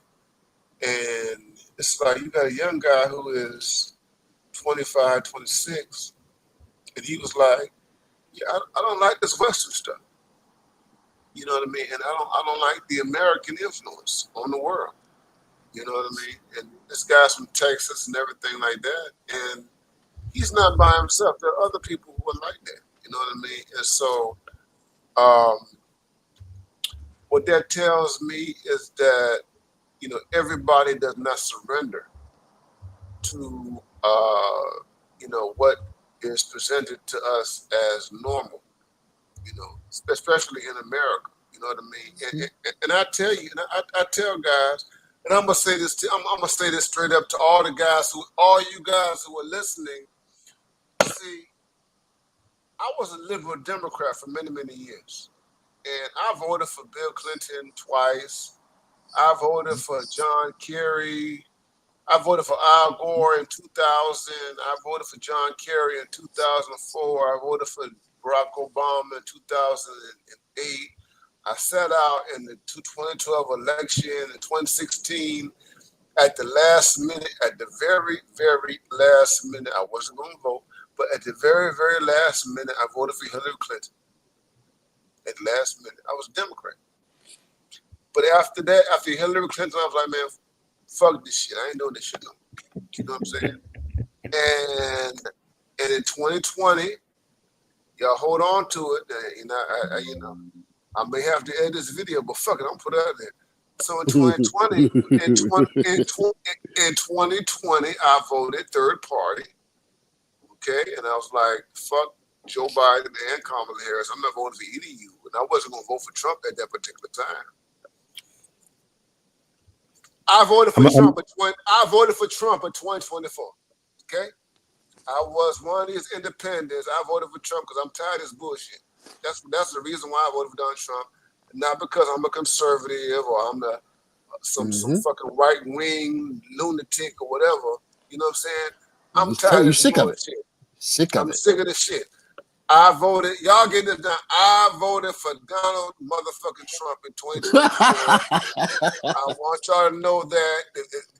So you guys, you guys ain't got no ambiguity. I voted for Donald fucking Trump, not because I'm a conservative or right wing or anything like that, because I got tired of this bullshit, okay, from this other side and what have you. You understand that lunacy? It's just lunacy. That's why I voted for Trump. I voted against lunacy, okay, because Donald Trump is like, this is more common sense over here. I got Tiffany Cross on speed dial here. Let me give her a call, man. So I don't want to mess you guys up. You know what I'm saying? But I got to keep it real, man. I got to keep it real and everything. But the reason why I said what I said, man, is because like, yeah, we're in a situation now, man, where we have to draw lines in the sand. We gotta draw lines in the sand. It's just either you for bullshit or you for shit that makes sense. You know what I'm saying? That's it. And the thing about it is that it's like, yeah, I was engaging in high risk capitalism, but Trump is like, Trump, there are trade-offs, there's gambles, there's all this kind of stuff, and so you know, and it's like, yeah, and I'm like, no, I couldn't vote for Kamala Harris. I'm like, fuck it, I'm not doing it. Oh, and the other thing, and when Obama came out, and condemned black men, here was the thing. Yeah. Obama condemned black men. I'm gonna tell you something. Before Obama condemned black men, I was gonna vote for Jill Stein or Cornel West, right? Wow. So here's the thing. In my state, Cornel West was not on the ballot, so Jill Stein was on the ballot. So if I had to vote for a third party person, it would have been Jill Stein, third party. But after Obama said the shit that he said about black men, I said, man, fuck you. I'm voting for Trump. And that's what I did. That's what I did. I said, I'm voting for Trump. And that's what the fuck. Y'all get it? Y'all listen, I voted for Trump. Y'all niggas get that. So I voted for Donald Trump. Y'all get that right here. I voted for Donald Trump. Okay? I'm not a Republican. I'm not a conservative, but I voted for Donald Trump. Y'all get that. It's here. It's out there. It's out. Well, the Democrats are a party without an identity right now because this identity politics and this sexual freedom, that ain't it. That is not anything to be running national policy on. So if they can't come off of that and they just going to be Republicans with some rights for women, I mean, I might as well vote for the Republicans. They're going to at least remove regulations if you want to start a business. Come on. At least. Remove the constraints. You understand what I'm saying? Because I mean, this party, and I don't knock any black man. I know there's some black men who are on the fence, some black men who have been ambivalent. Because I've been there too. I understand. You know what I mean? You don't know where to go. I understand.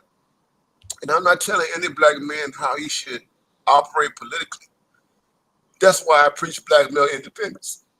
See, black male independence, BMI, that I preach, it is really politically neutral. You know what I'm saying? So when I talk about black male independence, I'm like, black man, you choose the path that you think that is best for you. You understand? And so that's Nameless calls it political Mandalorianism. Political Mandalorians. Absolutely. That's what it is. You choose the path that is best for you. And I'm not going to demonize you. I'm not going to call you a coon or a Tom. I'm not any kind of stuff. You know what I mean? And it's like, yeah, I don't agree with 70, 80% of the black men who voted for Kamala Harris. I don't agree with that. But I'm not going to come out here and say and condemn these guys. You know what I'm saying? I'm not going to condemn them. Like, okay, that's I don't agree with your position. I think that it's not mature. I don't think it's developed. I think that you're doing the wrong thing by just consistently voting for failure, in my perspective. But that's your prerogative. That's what you want to do. You know, I'm not like Roland Martin. You know, Roland Martin. I can barely listen to Roland Martin. I can barely listen to this guy, man. I can barely listen to this guy, man. You know what I mean? Because for him, the Democratic Party is a cult. It's a religion. You cannot even deviate from that. You know what I mean? And it's like, I'm like, you can't question it. You know what I mean? And he has no real commitment. We know this is a black male space where we're in right now. He has no real commitment to this, what we're doing. And it's like, I have no reason to listen to you. You know what I mean? And it's like, you tell people that they're stupid. You know, you tell black conservatives that they're dumb. You tell black independents that they're dumb. You tell black people who disagree with you that they're dumb. And it's like, no, no, this is not the way to go. I would never take that posture. You know what I mean? It makes no sense whatsoever. You know what I mean? So when I say black male independence, yeah, that's what I mean. Black male independence, BMI, black men's independence. You do what's best for you, but it's the independence part. Are you benefiting at the end of the day? Are you, as a black man, benefiting from your political disposition? Are you benefiting? And this one goes back to the arrogance, Sheduer Sanders, arrogance, narcissism, and all that kind of stuff. We have been trained as black men to not even think about our own self-interest, that we have to always bow down to other people and what other people think and other people's needs and all that kind of stuff. And it's like, this is 2025. You know, it no longer works. If this were 1955 or 1965 or 1975 or even 1985, it would make sense. But in 2025, it does not make sense. The black man needs to be selfish. He needs to be arrogant. He needs to be egoistic. He needs to pursue his own interest. They tell us that this is sin, this is sinful, that this is wrong, blah, blah, blah. You need to be about the common good and all that nonsense. The black female says that. Doc, look. How much? I think the latest estimate in unpaid student loans is $1.7 trillion, right? The Afghanistan war was $2.3 trillion. They could have paid for 3 generations of people to go to college for free for that Afghan war. But they would. The system is Afghan war is more important than generations of going to college. You got to navigate this system the best way you can. There is no common good. There is none. There is what you can carve out of this space. And if the sooner you think that, the better, because everyone telling you that you need to be a part of this group has been lying to you. And with Gen X is the first group of people to kind of say, you know what? These people saying I should be a stepdaddy or I should vote Democrat or whatever. They're just using me. Yes, and so you got a first generation of Gen Z saying, I am doubting all of it. Yes, prove to me why I should vote Democrat, why I should be a stepdaddy, why I should marry a black woman. Prove to me why I should. Because the black community, I'm sorry, I asked for a concrete reason, not some old dogma. And they don't have it. They don't have a country that can pay that much money for a war and then say the next generation of our best and brightest, oh, you got to go into debt? And then you got people saying, you went to college, you shouldn't have gone to college. It's like, well, how are we going to compete against the generations of kids going to college for free around the world if we don't take an extra 4, 6, 8, 10 years and study something more than what we learned in high school? And the answer to that is you cannot compete with Asia if you don't go to college. That's the answer. You cannot. You cannot. You cannot. You cannot. You're not going to compete against these Asian kids in 15 years if you can't my do God. integrals. You can't do it. So Let me you're tell going to you go and be a plumber. Congratulations. 10 years, you're safe. What about 10 years from now? So I saw you remember an OG you did a video on this OG on the SpaceX Yep. and the thing with you know Jeff Bezos, all these entertainers and Gail King and all these influencers, whatever you want to call them.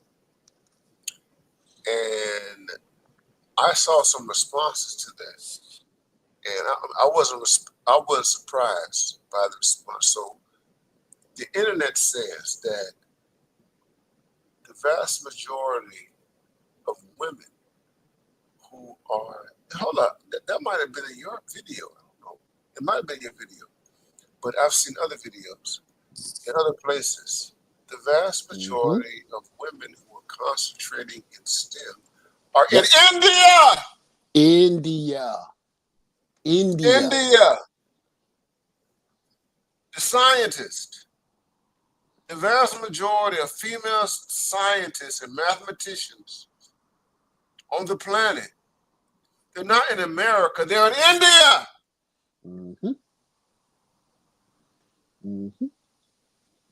And you out here, and I know what Bezos was doing. This is marketing. I know it's marketing. He's selling stuff to super rich white people. I get it. but it was bad marketing. It was bad marketing, right? Because they were trying to talk about women's empowerment and all that kind of shit. You know what I mean? It's like, Gail King, you've made your whole career based on fluff. This woman is, damn near 80 years old. Well, I'm stretching it, but she's 70-some years old. Her whole career has been based on fluff and entertainment. Talking gossip. Gossip. You know what I'm saying? And it's like you have a person who is invested in fluff, entertainment, gossip, who wants to equate, what she did in 11 minutes with people who have invested their entire lives in STEM, in mathematics, hard labor. You know what I'm saying? Astrophysics, all this kind of stuff. You know what I mean? And I'm like, let me tell you something, man. My father, I didn't grow up with him. My father is a urologist. I didn't grow up with him. He was never a part of my life. My mother was a nurse. And it's like, I took a different path because I always liked language. I always liked art. I always liked aesthetics. I always liked, kind of non-scientific stuff. But I always had a respect for science and math, right? And I'll be honest with you, man, had I been more proficient in math when I was a kid, my life would be in a whole different place right now. Okay. And but what I wanted to say is that it's like Gail King, those women who were on there. I'm like, you all want us to think that you all did something, and you have an entire subcontinent on India, where the women dominate STEM in India on the planet. You know what I'm saying? I mean, Yep. here's the thing. Oh, gee, man, think about this, man. I would not say anything about black women in America. I would have absolutely nothing to say about the position of black women, black American women and women, if black women dominated STEM. I don't want anybody to hear this. If black women and their leadership and their proficiency, if it was connected to STEM, science, technology, engineering, and mathematics, if black women were above black men based on STEM, in STEM alone, I'm gonna be honest with you. I wouldn't be as critical. I would be critical now. I ain't gonna lie. I would be critical because if you're a proficient in STEM, then your son's not proficient in STEM, there's a problem. But the point I'm trying to make is that if Black women were South Asian women or Indian women, because that has an impact on income and wealth and all that kind of stuff and everything. If they were proficient in STEM, our dynamic between them would be very, very different. Well, who do engineers and scientists typically marry? Each other, right? You do. I mean, you only go 50-50 when both people are making $100,000 a year, and you hire somebody to do the cooking and cleaning. What's the problem? But hey, I mean, that sounds too much like reason. All I know is, I mean, Doc, look, you can go into the. As a matter of fact, I think it's good that people go into the literary, the human sciences, but you better be able to come out and write a doggone paper without using Chat GTP. Like, come on, I can write a paper, but I had to write a paper going to the doggone library to do it. You got to, if you're gonna get the non-STEM degree, you better be able to come out and put some letters together. Otherwise, I mean, I'm sure you've seen some pitiful essays. Oh my God! Oh my God! Oh my God! Oh my God! I would probably drive you up the wall. I would just say this: when I hear Jasmine Crockett talk, oh Lord! When I hear her talk, and she went to private school. When I hear her talk, I'll tell you something, bro. And she says, so she claims. Here's the thing about her. She says that she was a science and math person. So her story was what she says publicly. That she started out in science and math, and then she went into law. She went into, we can call it kind of like law and humanities, social sciences, or whatever. So it's like, okay, here's the story. So she was on Jimmy Kimmel. She's like, okay, I like chemistry and biology, and then I went to accounting. Here's her story. Here's the story, OG. I was good at math, right? I was good at math, and then as I was matriculating, people began to tell me that I also had skills in rhetoric and performance and all this kind of stuff. You need to be in a profession that is more public and performative. So law is one of those things that you can do, because the law is about talking. Basically, it's about talking. That's what law is. Now, to be good at law, you got to know how to think. Okay? To be good at law, you got to be a thinker. Be proficient at law. But the other component of law is that you have to know how to talk. You have to know how to, rhetoric and persuasion and all that kind of stuff. So that's what she said. That's where she landed. You know what I mean? And I look at that and I'm like, I don't know. I don't quite believe that story. I don't quite believe the story. But yeah, because if you're a STEM person, you're in mathematics, you have to deal with logic, right? I mean mathematics is about logic and reasoning and stuff like that. And it's like I said, mathematics teaches you how to think. And I mean, there are some limitations to that and what have you, but it's like this woman has too many fucking intellectual flaws for me to be convinced that she started out in science and mathematics. Yeah, she got too many flaws. I mean, and I would say, like Ben Carson. Ben Carson is a science guy. He was a neurosurgeon and everything, and there are limitations. He has limitations because I was trained in the humanities and social sciences, and it's like, okay, I can see his flaws in terms of his education. However,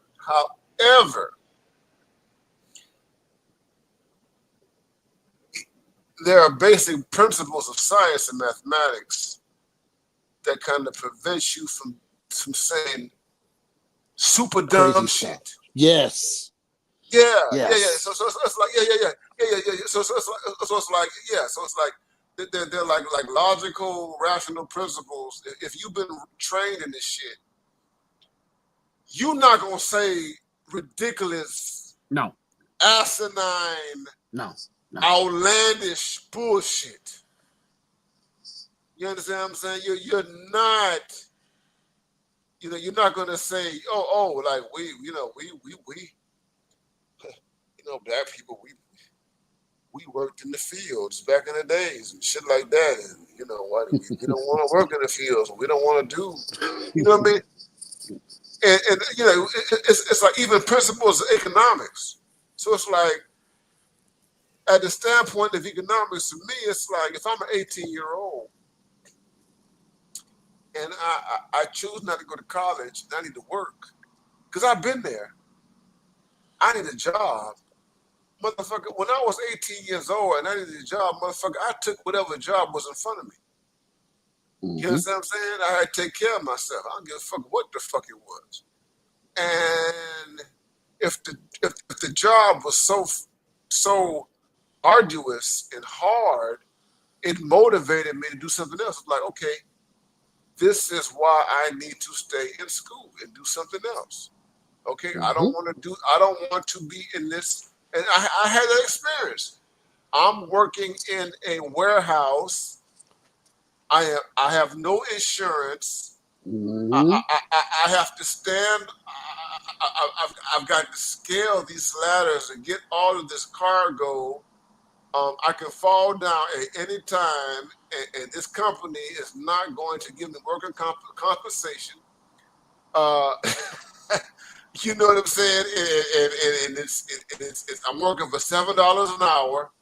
I do the basic mathematics. I'm working $7 an hour at a job that can literally kill me.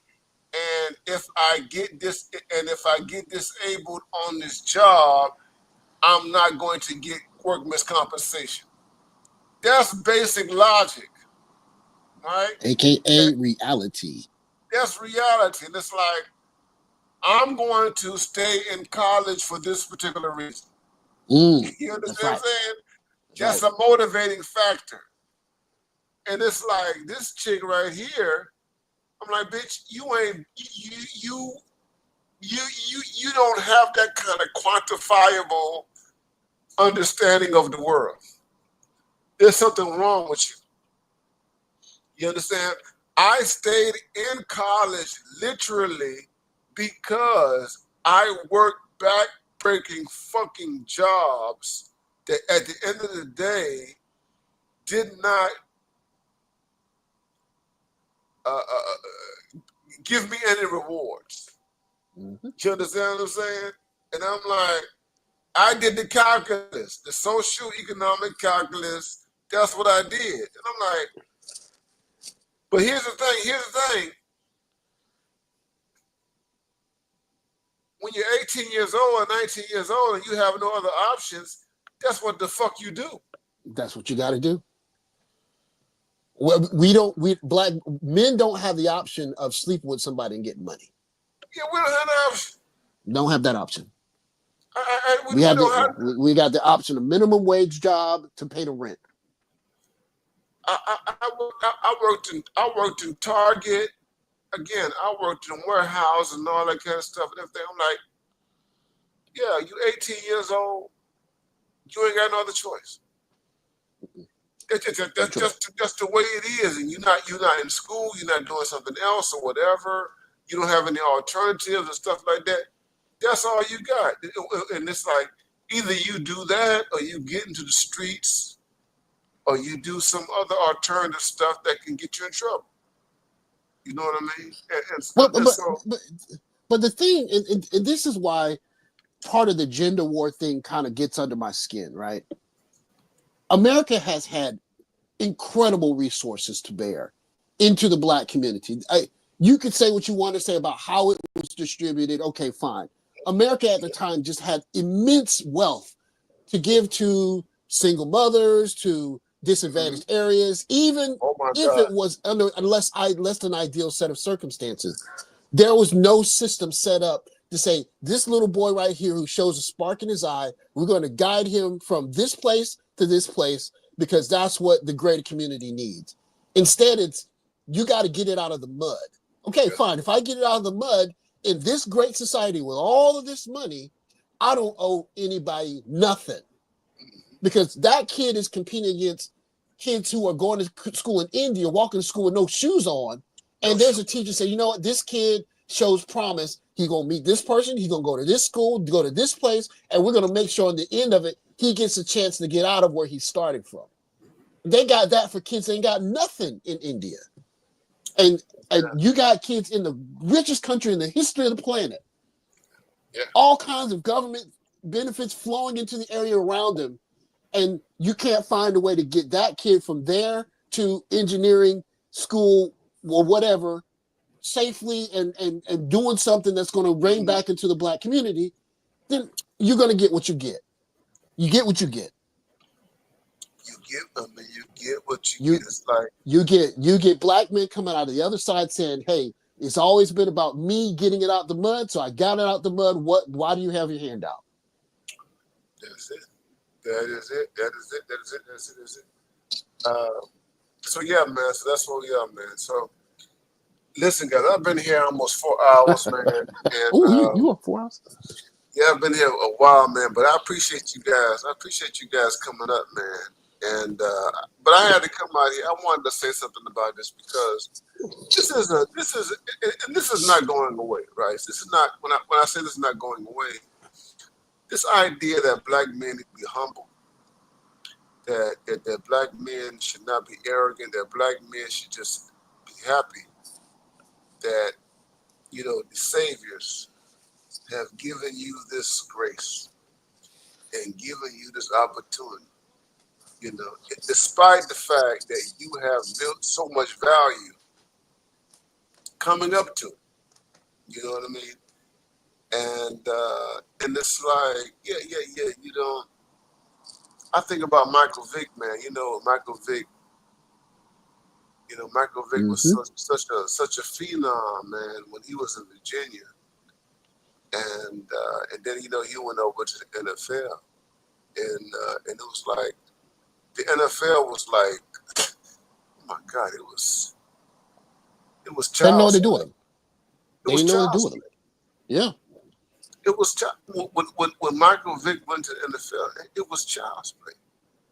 It was child's play, and OG, you're right. They did not know what to do with Michael Vick. And, you know, they kept trying to diminish him, comparing him to all these other quarterbacks and stuff like that. And, you know, this is not what quarterbacks do. That was the main narrative. This is not what quarterbacks do. This is not a quarterback. Blah, blah, blah, blah, blah, blah, blah. And he was dominating. And this is not how the game is supposed to be played from the vantage point of a quarterback position. And it never left him, you know, and that followed him. You know what I mean? And I'm convinced that even like with the dog, that, you know, that was a part of it, because it was like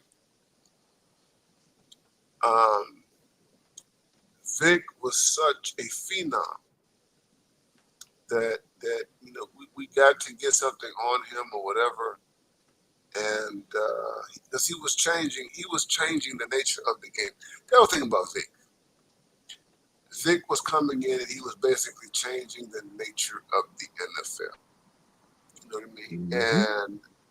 And that quarterback position. And I've told people, I used to compare Vic to Obama, right? I used to compare him because they were happening around the same time. And I was like, because people you see, because I've been a big critic of Obama for a long time and stuff like that, even when he started. And I was like, you know what? It's not enough to have a black president, right? It's like, yeah, okay, you got a black president, but what you gonna do with the position, right? It was like, are you just gonna do what everybody who came up before you did? Are you gonna fundamentally change the position of the quarterback? You know what I'm saying? So right. it was like Obama was changing. Obama. Michael Vick changed what we thought about a quarterback. Okay, and that people have problems with that shit. No, yes, they did. They have problems. Yes, they did. They have problems with. They have problems with how Mike Vick was changing this whole quarterback position. And the thing is that my issue with Obama was that he was not trying to change the quarterback position. It's like a black man who comes into the league. Okay, I'm going to play like Elway. I'm going to play like Marino. I'm going to play my Montana and Steve. Everybody who came before me. I'm not going to change shit.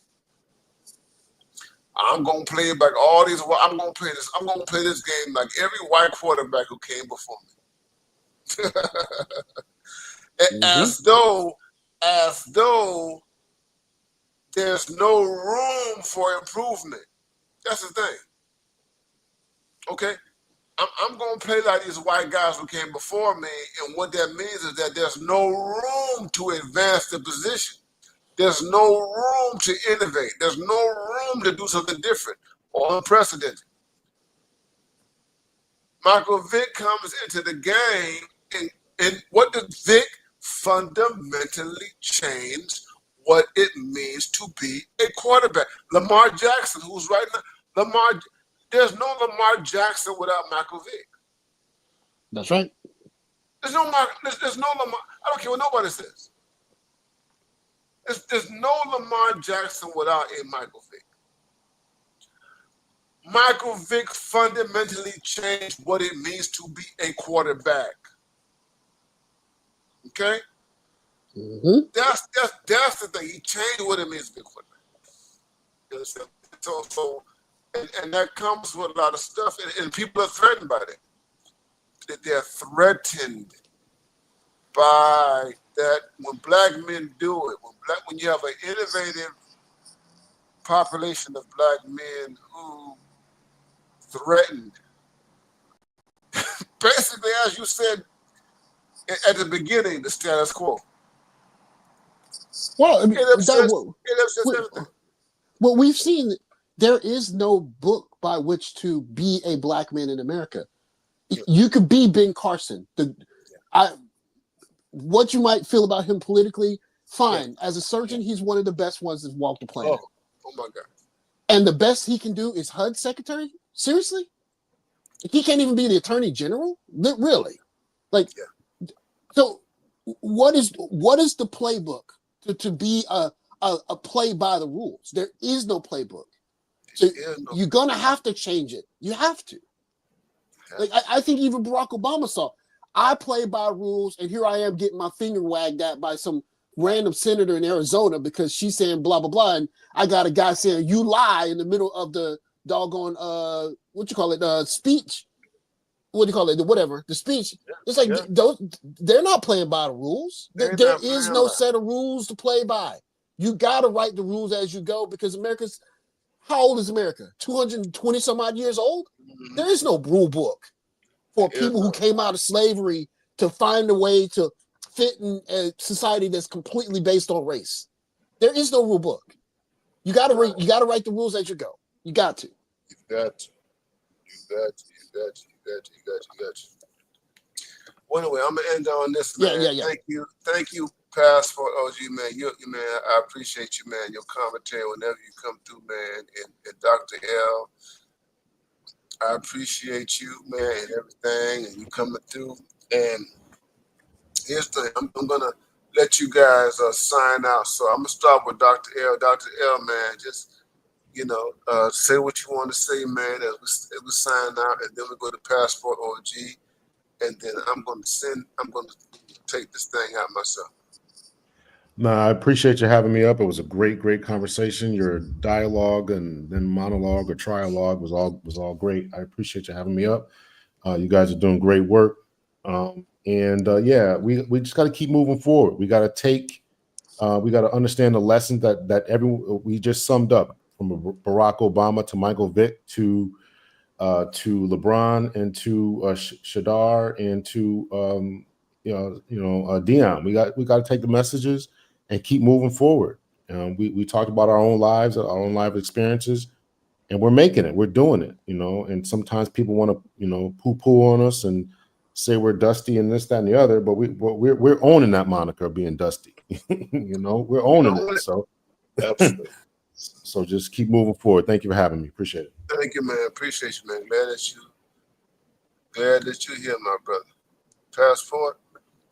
Hey, man, I appreciate any time you go live, Doc, especially when it's a time I can listen to you. But I'll say this, and I'll get out of here. Stop being scared.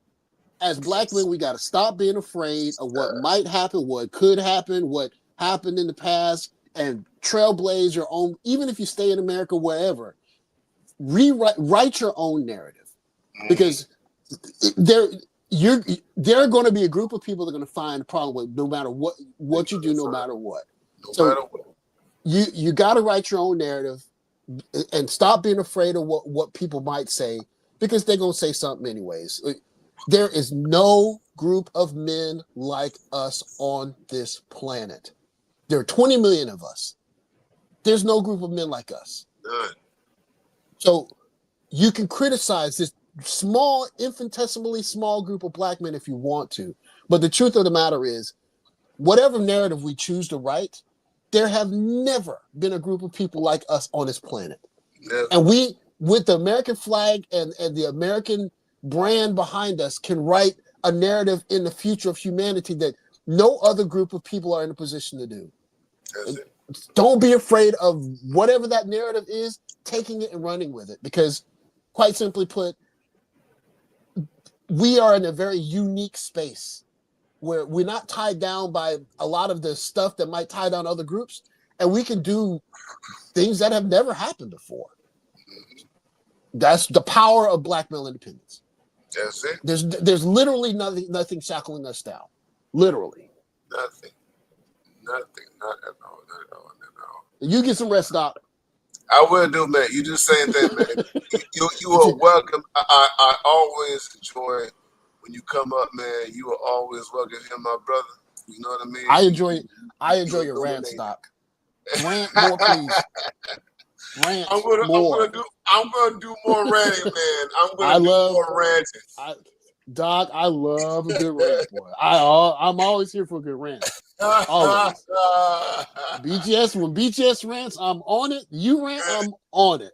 We got it, man. I appreciate it. More rants to come. Yes, sir. Be good, Doc. All right, man. Take care.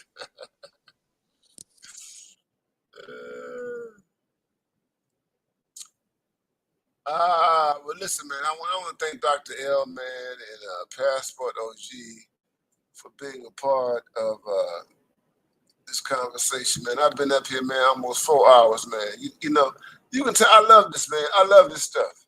Let me tell you something, guys.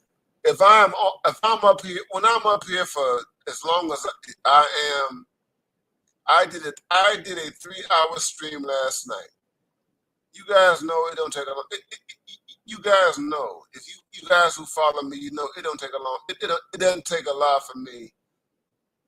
Actually, it takes the right motivation for me to do a stream that's at minimum 3 hours. Okay, but when I do these long streams, it's because I care about this. This is why I care about this.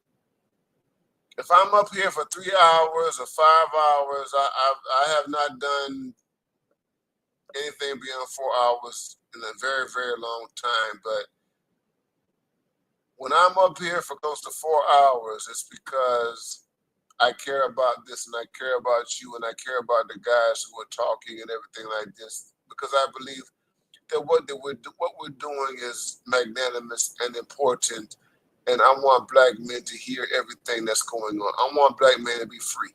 That's the bottom line. I want black men to be free. Black boys, black male youth to be free. That's the bottom line. And I thank God for my brothers. Passport OG, man, y'all sign up to Passport OG. Y'all sign up to Dr. L, man. Y'all get these brothers. You get this wisdom. You get this wisdom, man. Get this wisdom. Get this wisdom. Get this wisdom so that you can live optimal lives, man. But at any rate, I'm going to check out. It's 9:20 p.m. February 26, 2025. I appreciate all you guys who have been here, man. I really do. Please be here in the future. This is everything I do is about black men's empowerment, BME, black men's happiness, BMH, black men's HME, black men's agency, BMA, and most importantly, black men's independence, BMI. This is what we do, and I look forward to seeing you guys the next time around, man. Take care. Check out all the previous streams, especially the past streams I've done this week. Put your comments in the streams. Put your comments in the streams. Get the algorithm up. Put your likes up. Put your likes up so we can keep this thing going. I am the man professor. I am black. I am BMI 3000 Reloaded. And 3000 Reloaded. And I will see you real soon.